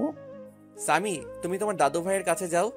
আর তুই আমার ছেলেটাকে নিজের করে নিয়েছিস, যে তোর হয়ে কথা বলছে তোকে ক্ষমা করে দিতে পারি। তাহলে আমার জীবন থেকে 5 বছর ফিরিয়ে দেই, যেখানে আমি প্রতিনিয়ত অবহেলা পেয়েছি। তোর কারণে আমি 5 বছর মা বাবার থেকে দূরে থেকেছি। তোর কারণে মায়ের কাছ থেকে যে অবহেলা পেয়ে প্রতি রাতে কান্না করেছি। কষ্টে বুক ফেটে চিৎকার করে কান্না করতাম। দিতে পারবি সেই চোখের পানি? তোর জন্য আমার ছেলেটা 5 বছর মায়ের আদর থেকে বঞ্চিত হয়েছে। ফিরিয়ে দিতে পারবি আমার জীবনের সবচেয়ে কালো অধ্যায় ভুলিয়ে দিতে? রিমি কোনো কথা না বলে ফ্লোরে বসে বসে কান্না করছে। আমি রুম থেকে চলে আসলাম বাইরে। তারপর স্বামীকে নিয়ে বাসা থেকে বের হয়ে গেলাম। ভীষণ রাগ হচ্ছে রিমির উপর। যখন আমাদের ছেলে গর্ভে ছিল তখন মনে ছিল না এসব কথা? যত সব আহ্লাদখানি দেখলে বাঁচি না। তারপর সোজা ভালো একটা উকিলের কাছে আসলাম, যেন 20 দিনের মধ্যে ডিভোর্স পেপার রেডি করতে পারে। তারপর উকিলের সাথে সব কথা বলে বাইরে চলে আসলাম। রাত 9টার সময় আমি আর স্বামী বাইরে থেকে কিছু খাবার খেয়ে রাতে বাসায় আসলাম। কারণ স্বামীকে আবার বেশি রাত পর্যন্ত বাইরে রাখা যাবে না, তাই বাসায় চলে আসলাম। বাসায় এসে রুমে একটু রেস্ট নিচ্ছি, তখন রিমি আসলো আমার রুমে। আম্মু রাতের খাবার খাওয়ার জন্য ডাকছিল, আপনি আসবেন না? না, আমি আর স্বামী বাইরে থেকে খেয়ে এসেছি, এখন আমরা কেউ ডিনার করব না। আর আপনাকে না মানা করছি আমাদের উপর কোনো রকম অধিকার ফলাবেন না, তাও আপনার লজ্জা করে না? কেন বারবার নীল লজ্জের মতো আমার রুমে আসেন? হ্যাঁ? রিমির চোখ দুইটা পানিতে টলমল করছে, এখনই মনে হয় পানি ছেড়ে দেবে। স্বামীকে কেন বাইরে খাবার খাওয়ালেন? ও তো এখনো ছোট, বাইরের খাবার খাইলে শরীর অসুস্থ করবে। কেউ একদিন আমাদের বলেছিল রাস্তায় কুকুর, আর রাস্তার কুকুররা বাইরের খাবার খাইলে কিছু হবে না। আর এই 5 বছর আমরা বাইরের খাবার খাই, তাই আপনি বেশি অধিকার না দেখিয়ে নিজে নিজের মতো থাকবে, আর আমরা আমাদের মতো। রিমি এবার কান্না করে দিল, কারণ এখন তার বলার কিছু নেই। কারণ এই কথাগুলো রিমি একদিন আহনাফকে বলেছিল। তাই রিমি আর কিছু না বলে রুম থেকে বের হয়ে গেল। আব্বু, তুমি আম্মুকে সব সময় কাঁদাও কেন? তুমি জানো না আব্বু আম্মু আমাকে অনেক আদর করে, নিজের হাতে খাইয়ে দেয়, জড়িয়ে অনেক আদর করে আমায়। আব্বু, আমরা এখানে সারা জীবন থাকতে পারি না, আর দাদু ভাইটা অনেক ভালো, খুব আদর করে আমাকে। না আব্বু, আমরা এখানে থাকবো না। যদি এখানে থাকি তাহলে তোমার কাছ থেকে আমাকে আবার আলাদা করে দেবে। আর তুমি কি চাও বাবা যে আমি তোমার কাছ থেকে দূরে সরে যাই? না আব্বু, তুমি আমাকে রেখে চলে যেও না, আমি তোমার কাছেই থাকবো। কিন্তু আমরা যে কদিন এখানে আসি সে কয়দিনে আমি আম্মুর কাছে একটু আদর পেয়ে নিই। আমি স্বামীর কথা ভেবে কি বলবো কিছু বুঝতে পারছি না। কি করব? ছোট বাচ্চা একটা, কোনোদিন মায়ের আদর পাইনি, এখন তাও আমি তার আদর থেকে দূরে সরিয়ে দিচ্ছি? না বাবা, তুমি যত ইচ্ছা তোমার আম্মুর কাছে যেতে পারো, কিন্তু আমরা এখান থেকে চলে যাওয়ার পর কিন্তু আম্মুর জন্য কান্না করতে পারবো না। আচ্ছা, মনে থাকবে আব্বু। তাই বলে স্বামী এক দৌড়ে নিচে চলে আসে আর তার মায়ের কোলে উঠে পড়ে জড়িয়ে ধরে। কি হলো? আমার বাবাটা আজ আমার কাছে? কি ব্যাপার? তোমার আব্বু দেখলে যে আমাকে খুব বকবে। না আম্মু, আব্বু বকবে না, আব্বুই তো তোমার কাছে আসতে বললো, আর তোমার কাছে থেকে যেন আদরগুলো নিয়ে নি। স্বামীর কথা শুনে রিমি স্বামীকে জড়িয়ে ধরে বেশ কয়েকটা চুমু দিল। আমাকে একটু তোমার হাতে খাইয়ে দেবা? তুমি যখন খাইয়ে দাও তখন আমার খুব ভালো লাগে জানো। রিমি আর কিছু বলল না, কান্না করতে করতে 1 প্লেট খাবার নিয়ে এসে খুব যত্ন করে খাইয়ে দিল। তারপর খাওয়া শেষে রিমি স্বামীকে আহনাফের রুমে দিয়ে আসতে গেল। ধন্যবাদ আপনাকে। হঠাৎ কিসের জন্য ধন্যবাদ বলছেন? এই যে স্বামীকে আমার কাছে পাঠালেন তাই। আমার কোনো ইচ্ছা নেই আমার ছেলেকে আপনার কাছে পাঠাবো।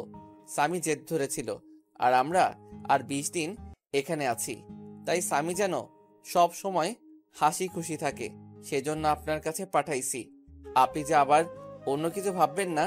আর 20 দিন পর আমরা আবার চলে যাব। আর আমি উকিলের কাছে গিয়েছিলাম, বলছে 20 দিনের মধ্যে ডিভোর্স পেপার রেডি হয়ে যাবে। প্লিজ আপনি চলে যাবেন না, আমি স্বামীকে ছাড়া থাকতে পারবো না। দরকার হলে আমি স্বামীর আশেপাশে যাব না, তবু আপনি চলে যাবেন না।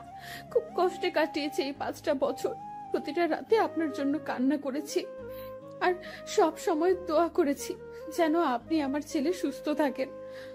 আমি আর কোনো প্রকার অধিকার দেখাবো না, তবু আমাকে ছেড়ে চলে যাবেন না। আমি আর কোনো কথা না বলে ছাদে চলে আসলাম।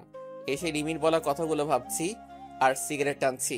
তারপর রুমে এসে দেখি স্বামী ঘুমিয়ে পড়েছে।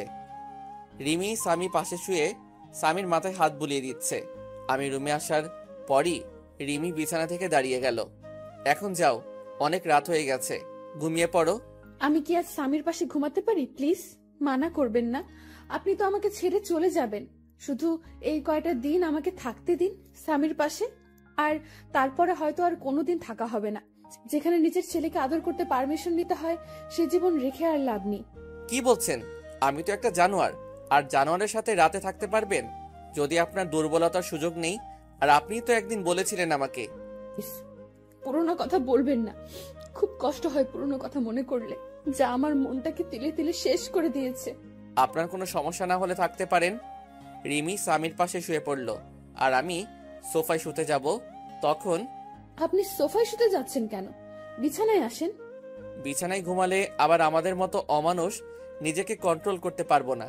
তার থেকে আপনি বিছানায় ঘুমান, আমি সোফায় ঘুমাই। রিমি কিছু না বলে বিছানায় ঘুমিয়ে পড়ল। রিমির খুব কষ্ট হচ্ছে। এতদিন আহনাফের জন্য অপেক্ষা করলো, যে আহনাফকে ভালোবেসে আবার সুখে শান্তিতে সংসার করবে।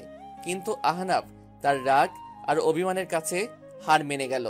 এদিকে আহনাফ ভাবছে রিমি এখন আর আগের মতো নেই। রিমি অনেক চেঞ্জ হয়ে গেছে, সব সময় আমার পাশে থাকতে চাই, কিন্তু আমি আসতে দেই না। রিমি মনে হয় আমাকে ভালোবাসে, অনেক ভালোবাসে হয়তো। পরের দিন আমার একটু তাড়াতাড়ি ঘুমটা ভেঙে গেল। আমি বিছানার দিকে তাকিয়ে দেখি স্বামী রিমিকে জড়িয়ে ধরে ঘুমিয়ে আছে। রিমির চোখ দুটো ফুলে আছে, মনে হয় সারা রাত কান্না করেছে। চুলগুলো এলোমেলোভাবে রিমির মুখের উপর আছে। খুব মায়াবী লাগছে রিমিকে। আর স্বামী যেন মনে হয় সব থেকে বেশি খুশি, কারণ স্বামী তার মায়ের বুকে পরম যত্নে ঘুমিয়ে আছে। খুব ভালো লাগছে দেখে মা ছেলের ঘুমন্ত চেহারা। আমি বাথরুমে ঢুকলাম ফ্রেশ হয়ে এসে দেখি স্বামী আর রিমি দুজনে দুষ্টামি করছে। আমাকে দেখে রিমি চুপ হয়ে গেল। আমি বাইরে বের হয়ে আসলাম। বাইরে থেকে হালকা নাস্তা করে বাসায় চলে আসলাম। বাসায় এসে দেখি রিমি, মা আর স্বামী তিনজনে বসে বেশ আড্ডা দিচ্ছে। বাবা আহনাফ, সকালে নাস্তা না করে কোথায় গিয়েছিলি? বাইরে গিয়েছিলাম নাস্তা করতে, তাই দেরি হয়ে গেল। বাইরে কেন নাস্তা করবি? আমি তো তোর জন্য নাস্তা তৈরি করেছি। এই বাড়িতে আমার জন্য আবার নাস্তা তৈরি হলো কবে থেকে? এমন করে কেন বলছিস বাবা? মানুষ মাত্রই তো ভুল করে, তাই বলে তুই আমাদের ক্ষমা করে দিবি না? আমি সবাইকে ক্ষমা করে দিয়েছি, আর বাইরের খাবার খেয়ে অভ্যাস হয়ে গেছে, তাই বাসার খাবার ভালো লাগে না। আমি এই বলে রুমে চলে আসলাম। এইভাবে কেটে গেল 20 দিন। এই 20 দিনে রিমি আমাকে অনেক ভালোবেসে ফেলছে, তা রিমির আচরণে বুঝতে পারছি। রিমি এই 20 দিন প্রতিদিন আমার রুমে ঘুমাতো। রিমি আর স্বামী বিছানায় আর আমি সোফায় ঘুমাতাম। রিমি আমাকে আগের তুলনায় এখন বেশি কেয়ার করে। কাল বিকালে চলে যাব আবার ঢাকায়। কাউকে কিছু বলিনি কখন যাব। পরের দিন সকালে উঠে চলে গেলাম উকিলের কাছে, ডিভোর্স পেপার নিয়ে বাসায় আসলাম। কিছুক্ষণ পর রিমি আমার রুমে আসলো স্বামীকে নিয়ে। এই যে এটা ধরুন আপনার চিরমুক্তির ডিভোর্স পেপার, আর আমি বিকেলে রওনা দেব। আমার কথা শুনে রিমির হাস্যোজ্জ্বল চেহারাটা নিমিষেই মলিন হয়ে গেল, আর দৌড়িয়ে এসে আমাকে জড়িয়ে ধরলো। প্লিজ আপনি এমন কাজ করবেন না, এত বড় অন্যায় করবেন না। আমি আপনাকে ভালোবাসি, পাগলের মতো ভালোবাসি। প্লিজ আমাকে ছেড়ে চলে যাবেন না। দরকার হলে আমাকে নিয়ে চলেন, অন্তত স্বামীর জন্য আমাকে সাথে করে নিয়ে চলেন। না, তা কোনোদিন সম্ভব না, কারণ আমার মনে যে ভালোবাসা ছিল তা অবহেলায় পরিপূর্ণ হয়ে গেছে। এখন আর চাইলেও সে অবহেলাকে মুছে ফেলা যাবে না। আমি আপনার পায়ে ধরি, আমাকে রেখে যাবেন না। খুব ভালোবাসি আপনাকে, স্বামীকে। স্বামীকে আমার কাছ থেকে দূরে সরিয়ে দেবেন না। আর আপনি যদি আমাকে ছেড়ে চলে যান, তাহলে আপনি যদি কোনোদিন ফিরে আসেন, তাহলে সেদিন শুনবেন রিমি বলে এই পৃথিবীতে আর কোনো হতভাগা মা থাকে না। চিরদিনের জন্য চলে যাব না ফেরার দেশে, তখন আর কাউকে বিরক্ত করব না। রিমির এমন কান্না দেখে আমার বুকের ভিতর ভীষণ ব্যথা অনুভব করলাম। রিমি পাগলের মতো আমার পা ধরে কান্না করতে লাগলো। আমি রিমির থেকে ছাড়িয়ে ছাদে চলে আসলাম, আর ভাবতে থাকলাম এখন আমি কি করব। একদিকে রিমির ভালোবাসা, অন্যদিকে মা বাবা আর স্বামীকে তার মায়ের থেকে বঞ্চিত করা। কি করব কিছুই ভেবে পাচ্ছি না। আর যদি রিমি সত্যি সত্যি কিছু করে ফেলে, তখন স্বামীকে কি উত্তর দেব? সারা জীবন স্বামীর কাছে অপরাধী হয়ে থাকবো। আমি আর কিছু ভাবতে পারছি না। ব্যাগপত্র গুছিয়ে বাস স্ট্যান্ডে চলে আসলাম। আসার সময় মা আর রিমি পাগলের মতো কান্না করছিল। কাউকে ছেড়ে আসতে ইচ্ছে করছিল না। বাসের জন্য বাস স্ট্যান্ডে বসে আছি, তখন হঠাৎ করে ফোনটা বেজে উঠল। ফোন হাতে নিয়ে দেখি বাবার নাম্বার। আমি ফোনটা রিসিভ করলাম। তারপর বাবা যা বলল সেটা শোনার জন্য আমি কোনো আশা করিনি। বাবা আহনাব, তুই যেখানে থাকিস তাড়াতাড়ি হাসপাতালে চলে আয়। কেন বাবা, কি হয়েছে? মায়ের কি কোনো কিছু হয়েছে? না, তুই চলে যাওয়ার রিমি পাগলের মতো চিৎকার করে কান্না করছিল। তারপর রিমি দৌড়ে তার রুমে গিয়ে দরজা আটকিয়ে দেয়। রিমি আত্মহত্যার চেষ্টা করছিল। তুই তাড়াতাড়ি হাসপাতালে চলে আয়। তাই বলে বাবা ফোন কেটে দিল। আমি বাবার কথা শুনে বাস স্ট্যান্ডে একটা বেঞ্চে বসে পড়লাম। রিমি সেদিন বলেছিল যে আমি যদি চলে যাই তাহলে সে এই পৃথিবী থেকে চিরদিনের জন্য চলে যাবে, কিন্তু আমি রিমির কথা বেশি একটা গুরুত্ব দেইনি। রিমির কথা ভাবতে ভাবতে চোখ দিয়ে কয়েক ফোঁটা পানি বের হলো। আমি তাড়াতাড়ি ব্যাগ নিয়ে আমি আর স্বামী সোজা হাসপাতালে চলে আসলাম। হাসপাতালে এসে দেখি মা আর বাবা বসে আছে। আমি যাওয়া মাত্রই মা আমাকে একটা ঠাস করে চড় মারল। তোর জন্য মেয়েটা আর কত কষ্ট পাবে, তুই এত পাষাণ কিভাবে হলি? এখন তোকে আমার ছেলে বলতেও ঘৃণা করছে।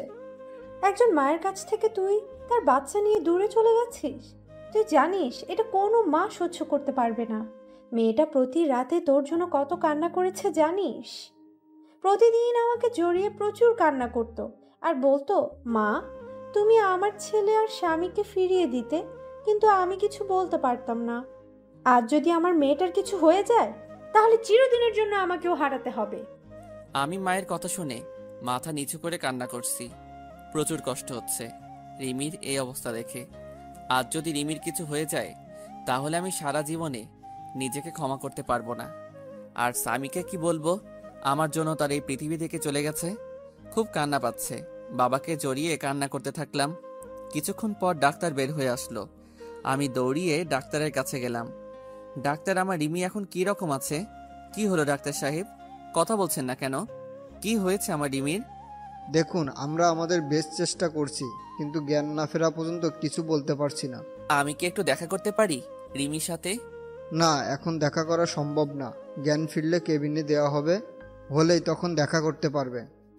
আমি স্বামীকে জড়িয়ে ধরে কান্না করে দিলাম। আমি যদি রিমিকে মেনে নিতাম তাহলে আজ এই দিনটা দেখতে হতো না। আজ আমি আমার অভিমান আর ইগোর জন্য রিমিকে চিরতরে হারিয়ে ফেলবো। না, এ হতে পারে না। রিমি আমাকে ছেড়ে চলে যেতে পারে না। আমি আস্তে আস্তে মায়ের কাছে গেলাম। মায়ের সামনে হাঁটু গেড়ে বসে পড়লাম। মা, আমাকে তুমি ক্ষমা করে দাও। আজ আমার জন্য রিমির এই অবস্থা। খুব কষ্ট হচ্ছে মা। মা, তুমি রিমিকে বলো তোমার স্বামী তোমার কাছে চলে এসেছে। তুমি রিমিকে উঠতে বলো মা। মা আমার মাথায় হাত বুলিয়ে দিয়ে বলল, কিচ্ছু হবে না তোর। রিমির দেখিস সব ঠিক হয়ে যাবে। এভাবে কান্না করিস না, শক্ত হ বাবা। 17 ঘন্টা পর রিমির জ্ঞান ফিরল আর রিমিকে পাশের একটা কেবিনে শিফট করলো। তারপর ডাক্তার সাহেব আমাদের একজন একজন করে দেখা করতে গেল। প্রথমে মা দেখা করতে গেল। কিছুক্ষণ পর মা বের হয়ে আসলো। তারপর আমি আর স্বামী গেলাম রিমির কাছে। রিমি আমাকে দেখে মুখ অন্যদিকে ঘুরিয়ে নিল। আমি গিয়ে রিমির একটা হাত আমার হাতের মুঠোয় মধ্যে করে শক্ত করে ধরলাম। তুমি চিরদিনের জন্য চলে যেতে চাইছিলা, তাই না? তুমি চলে গেলে তোমার ছেলের মা হবে কে? তোমার ছেলেকে আদর করবে কে? তুমি চলে গেলে স্বামী মা বলে কাকে ডাকবে? তুমি চলে গেলে এ অমানুষকে মানুষ করবে কে? আমাদের কথা একবারও ভাবলে না তুমি? তুমি চলে গেলে আমার মা বাবাকে দেখে রাখবে কে? একবারও আমাদের কথা ভাবলে না তুমি? আমি চলে গেলে কারোর কি এসে যায়? ছেলে থাকতে ছেলেকে ঠিক মতো কাছে টানতে পারি না। স্বামী থাকতে আমি একজন স্বামী হারা, তাই আমি আর বাঁচতে চাই না। তুমি জানো, তুমি যেদিন আমার দুধের বাচ্চাকে নিয়ে চলে গিয়েছিলে সেদিন আমি মরে যেতে ইচ্ছে করেছিল। আমি আমার নিজের গর্ভের ছেলেকে গালাগালি করছি, প্রতিটা রাতে কান্না করছি যে আমি একজন মা হয়ে কিভাবে আমার সন্তানকে অবহেলা করেছি। তাই আমি আর বেঁচে থাকতে চাই না, যেখানে সব থাকতেও আমি একজন হতভাগী। এই যে তোমার স্বামী আর তোমার ছেলে তোমার কাছে ফিরে এসেছে, আর কোনোদিন তোমাকে ছেড়ে যাব না, আর তোমার কাছ থেকে তোমার ছেলেকে আলাদা করব না। এখন থেকে এই দুটো অমানুষকে মানুষ করার দায়িত্ব তোমাকে দিলাম। কি পারবে না মানুষ করতে? একদম আমার স্বামী আর ছেলেকে অমানুষ বলবে না। আর একবার যদি ওই কথা বলো তাহলে দেখিও আমি তোমাকে মার্ডার করে দেব।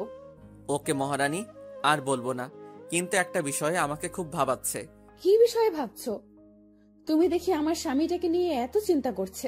বিষয়টা হলো, তুমি কি খেয়ে আত্মহত্যা করতে গেছিলে যে বেঁচে গেলে? শুনলাম নাকি ফিনাইল খেয়েছিলে। ফিনাইল খাইলে কেউ মরে নাকি? বাথরুমের হারপিক খাইলে মনে হয় এত সময় সোজা উপরে উঠে যেতে। আচ্ছা, সমস্যা নেই, এবার থেকে আত্মহত্যা করতে চাইলে আমাকে বলবে, আমি হারপিক নিয়ে আসবো। কুত্তা, তুই আমাকে নিয়ে মজা করছিস?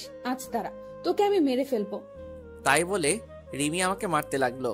তারপর রিমিকে আমি জড়িয়ে ধরলাম, আর রিমিও আমাকে শক্ত করে জড়িয়ে আমার বুকে মাথা রাখলো।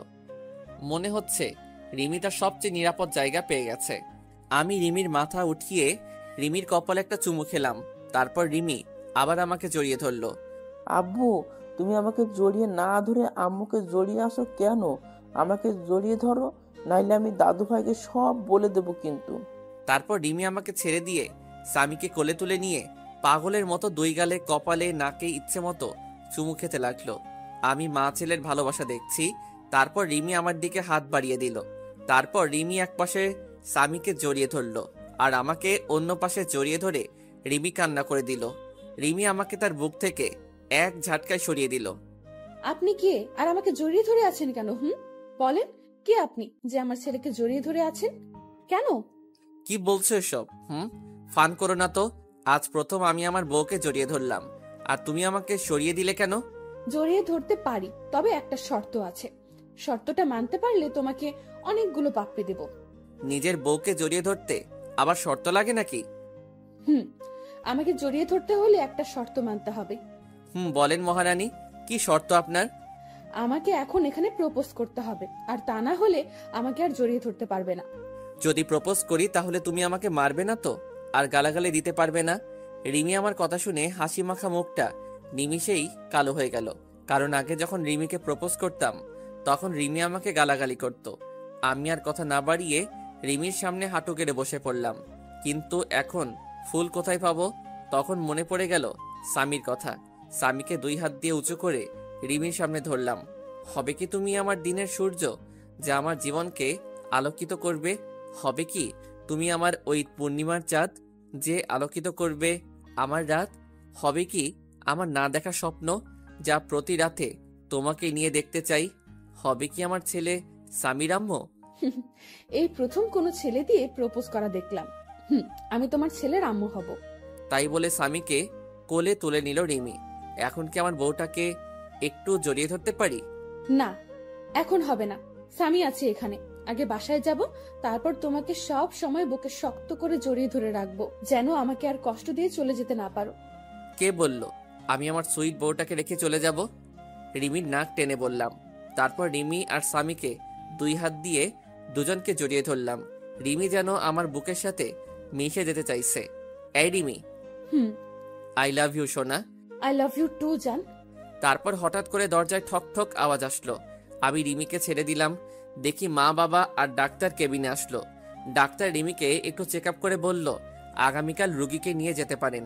তাই বলে ডাক্তার চলে গেল। কি ব্যাপার, আমার মেয়েটাকে অনেক খুশি খুশি লাগছে আজ। অনেকদিন পর মেয়েটার মুখে হাসি দেখলাম।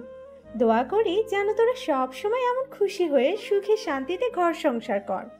রিমি মায়ের কথা শুনে কিছুটা লজ্জা পেল। কিছুক্ষণ পর একটা মহিলা এসে রিমিকে জড়িয়ে ধরে কান্না করে দিল। রিমিও সেই মহিলাকে জড়িয়ে ধরে অঝোর ধারায় কান্না করে দিল। আমি আস্তে আস্তে বাবার কাছে গেলাম। বাবা, এই মহিলাটা আবার কে? একে তো কোনোদিন দেখিনি। আরে বলদের বাচ্চা বলদ, এটা রিমির মা, তোর একমাত্র শাশুড়ি আম্মা হয়। কি? আগে বলবে তো যে ইনি আমার শাশুড়ি হয়। আসলে রিমির মাকে কোনোদিন দেখিনি, তাই চিনতে পারছি না। আমি তাড়াতাড়ি গিয়ে রিমির মার পা ধরে সালাম করলাম। রিমির মা আমাকে দেখে কান্না করে দিল। তারপর কিছুক্ষণ গল্প করে সবাইকে বাসায় পাঠিয়ে দিলাম। মায়ের সাথে স্বামীকেও বাসায় পাঠিয়ে দিলাম। আমি সারা রাত রিমির পাশে থাকবো, তাই সবাইকে বাসায় পাঠিয়ে দিলাম। এই, তোমার ক্ষুধা পেয়েছে না? না, আমার ক্ষুধা নাই, তবে কেউ যদি আমাকে নিজের হাতে খাইয়ে দিত তাহলে একটু খাইতাম আর কি। এত ঢং না করে সোজাসুজি ভাবে বললেই হতো। কি আমি ঢং করছি? দাঁড়া, ওখানে আমি আসছি। আমি আর দাঁড়িয়ে না থেকে বাইরে এসে কিছু খাবার আর ফলের জুস কিনে রিমির কাছে আসলাম। তারপর রিমির হাত ধরে রিমিকে উঠালাম, তারপর একটু একটু করে খাইয়ে দিলাম। আমি রিমিকে খাওয়াচ্ছি আর রিমি আমার দিকে এক দৃষ্টিতে আমার দিকে তাকিয়ে আছে, আর চোখ দিয়ে টপ টপ করে পানি পড়ছে। আমি রিমির চোখে পানি মুছিয়ে দিলাম। এই পাগলি, কাঁদছো কেন তুমি? তুমি যদি আমার উপর রাগ করো আবার চলে যাও, আমি সেদিন সত্যি সত্যিই মরে যাব। দূর পাগলি, কোথাও যাব না তোমাকে ছেড়ে, খুব ভালোবাসি তো পাগলিটাকে, তাই আর ছেড়ে যাব না। তারপর রিমি আমাকে একটু খাইয়ে দিল। তারপর রিমির বেডের পাশে একটা এক্সট্রা বেড আছে, আমি রিমির কপালে একটা চুমু দিয়ে পাশের বেডে ঘুমাতে যাব। তখন রিমি বলল, কোথায় যাচ্ছ তুমি? কেন, আমি ঘুমাবো তো, তুমি ওখানে ঘুমাও, আমি এখানে ঘুমাই। রিমি এবার রাগ করে কোনো কথা না বলে মুখটা অন্যদিকে ঘুরে বসে পড়ল। আমি রিমির কাছে গিয়ে রিমিকে আমার দিকে ফিরিয়ে বললাম, এই পাগলি, রাগ করছো কেন? হঠাৎ করে মুখটা বাংলা পাঁচের মতো করলে কেন? রিমি আমাকে জড়িয়ে ধরে আহ্লাদি কণ্ঠে বলল, আমার সাথে আমার বেডে ঘুমাবে তুমি? খুব জড়িয়ে ধরে ঘুমাতে ইচ্ছে করছে, তোমার বুকে একটু মাথা রেখে ঘুমাতে দেবা? তারপর পাগলিটাকে বুকে জড়িয়ে ধরে ঘুমিয়ে পড়লাম। পাগলিটা আমার জড়িয়ে ধরে মনে হলো রিমি আজ পৃথিবীর সবচেয়ে খুশি। তারপরের দিন সকালে ঘুম থেকে উঠে দেখি রিমি রাতের মতো জড়িয়ে ধরে ঘুমিয়ে আছে, কিন্তু রাতের থেকে এখন বেশি শক্ত করে জড়িয়ে শুয়ে। তারপর রিমির কপালে একটা চুমুকে যেই উঠতে যাব, তখন রিমি উঠতে দিল না। তুমি কখন জাগলে? আমি তো দেখলাম তুমি ঘুমিয়েছিলে। আমি অনেক আগে উঠেছি, কিন্তু ডাকিনি, কারণ আজ সারা দিন তোমার বুকে শুয়ে থাকবো। তারপর বাসা থেকে সবাই নিতে আসলো আমাদের। তারপর আমরা সবাই বাসার উদ্দেশ্যে রওনা দিলাম।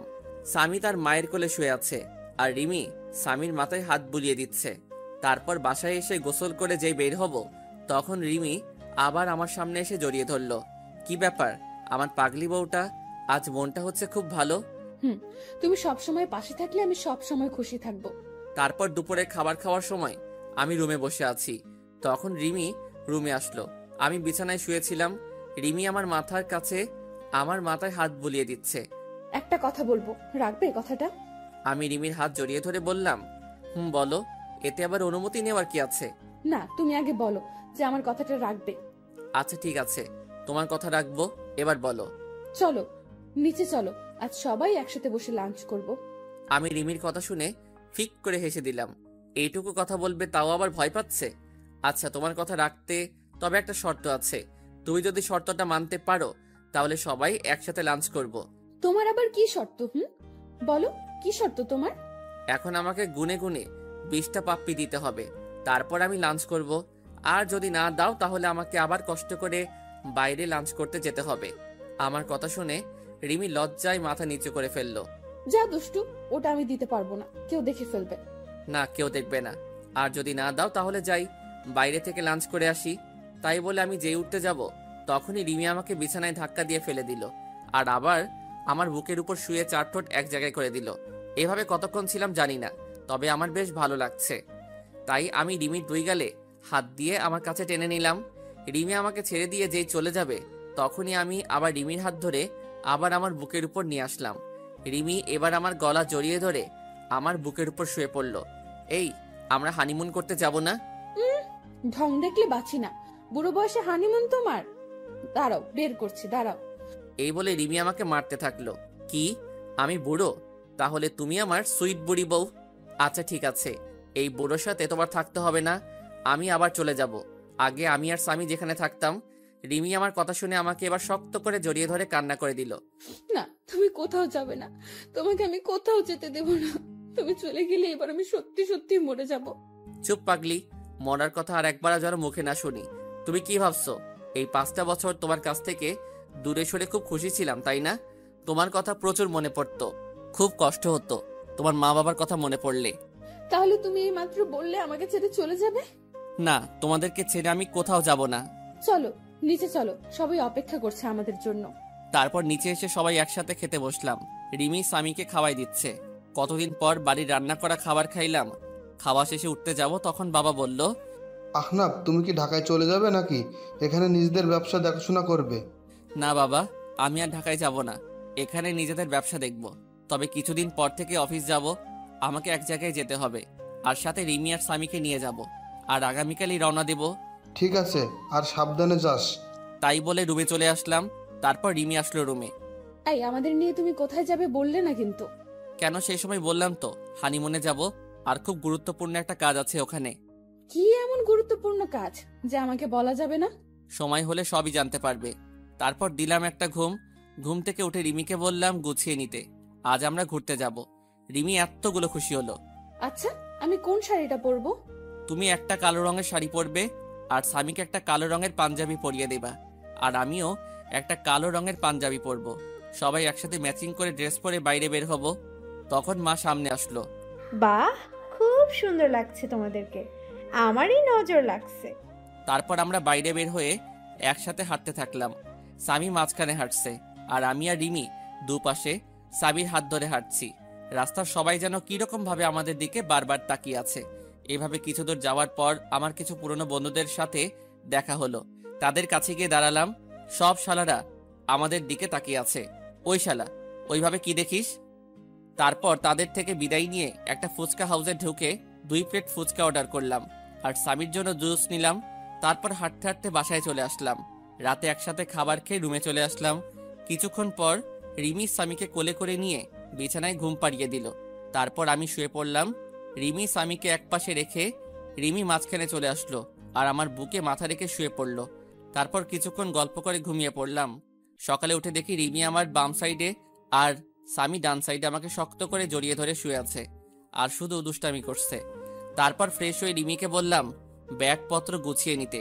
সকাল 10টায় গাড়ি, তাই তাড়াতাড়ি বাস স্ট্যান্ডে গিয়ে বাসে উঠে পড়লাম। আমরা কখন যাচ্ছি বলবে একটু? আমরা সবাই কক্সবাজার যাচ্ছি। তারপর রিমি আমার কাঁধে মাথা রেখে আমায় জড়িয়ে ধরে ঘুমিয়ে পড়ল, আর স্বামী আমার কোলে ঘুমাচ্ছে। আমরা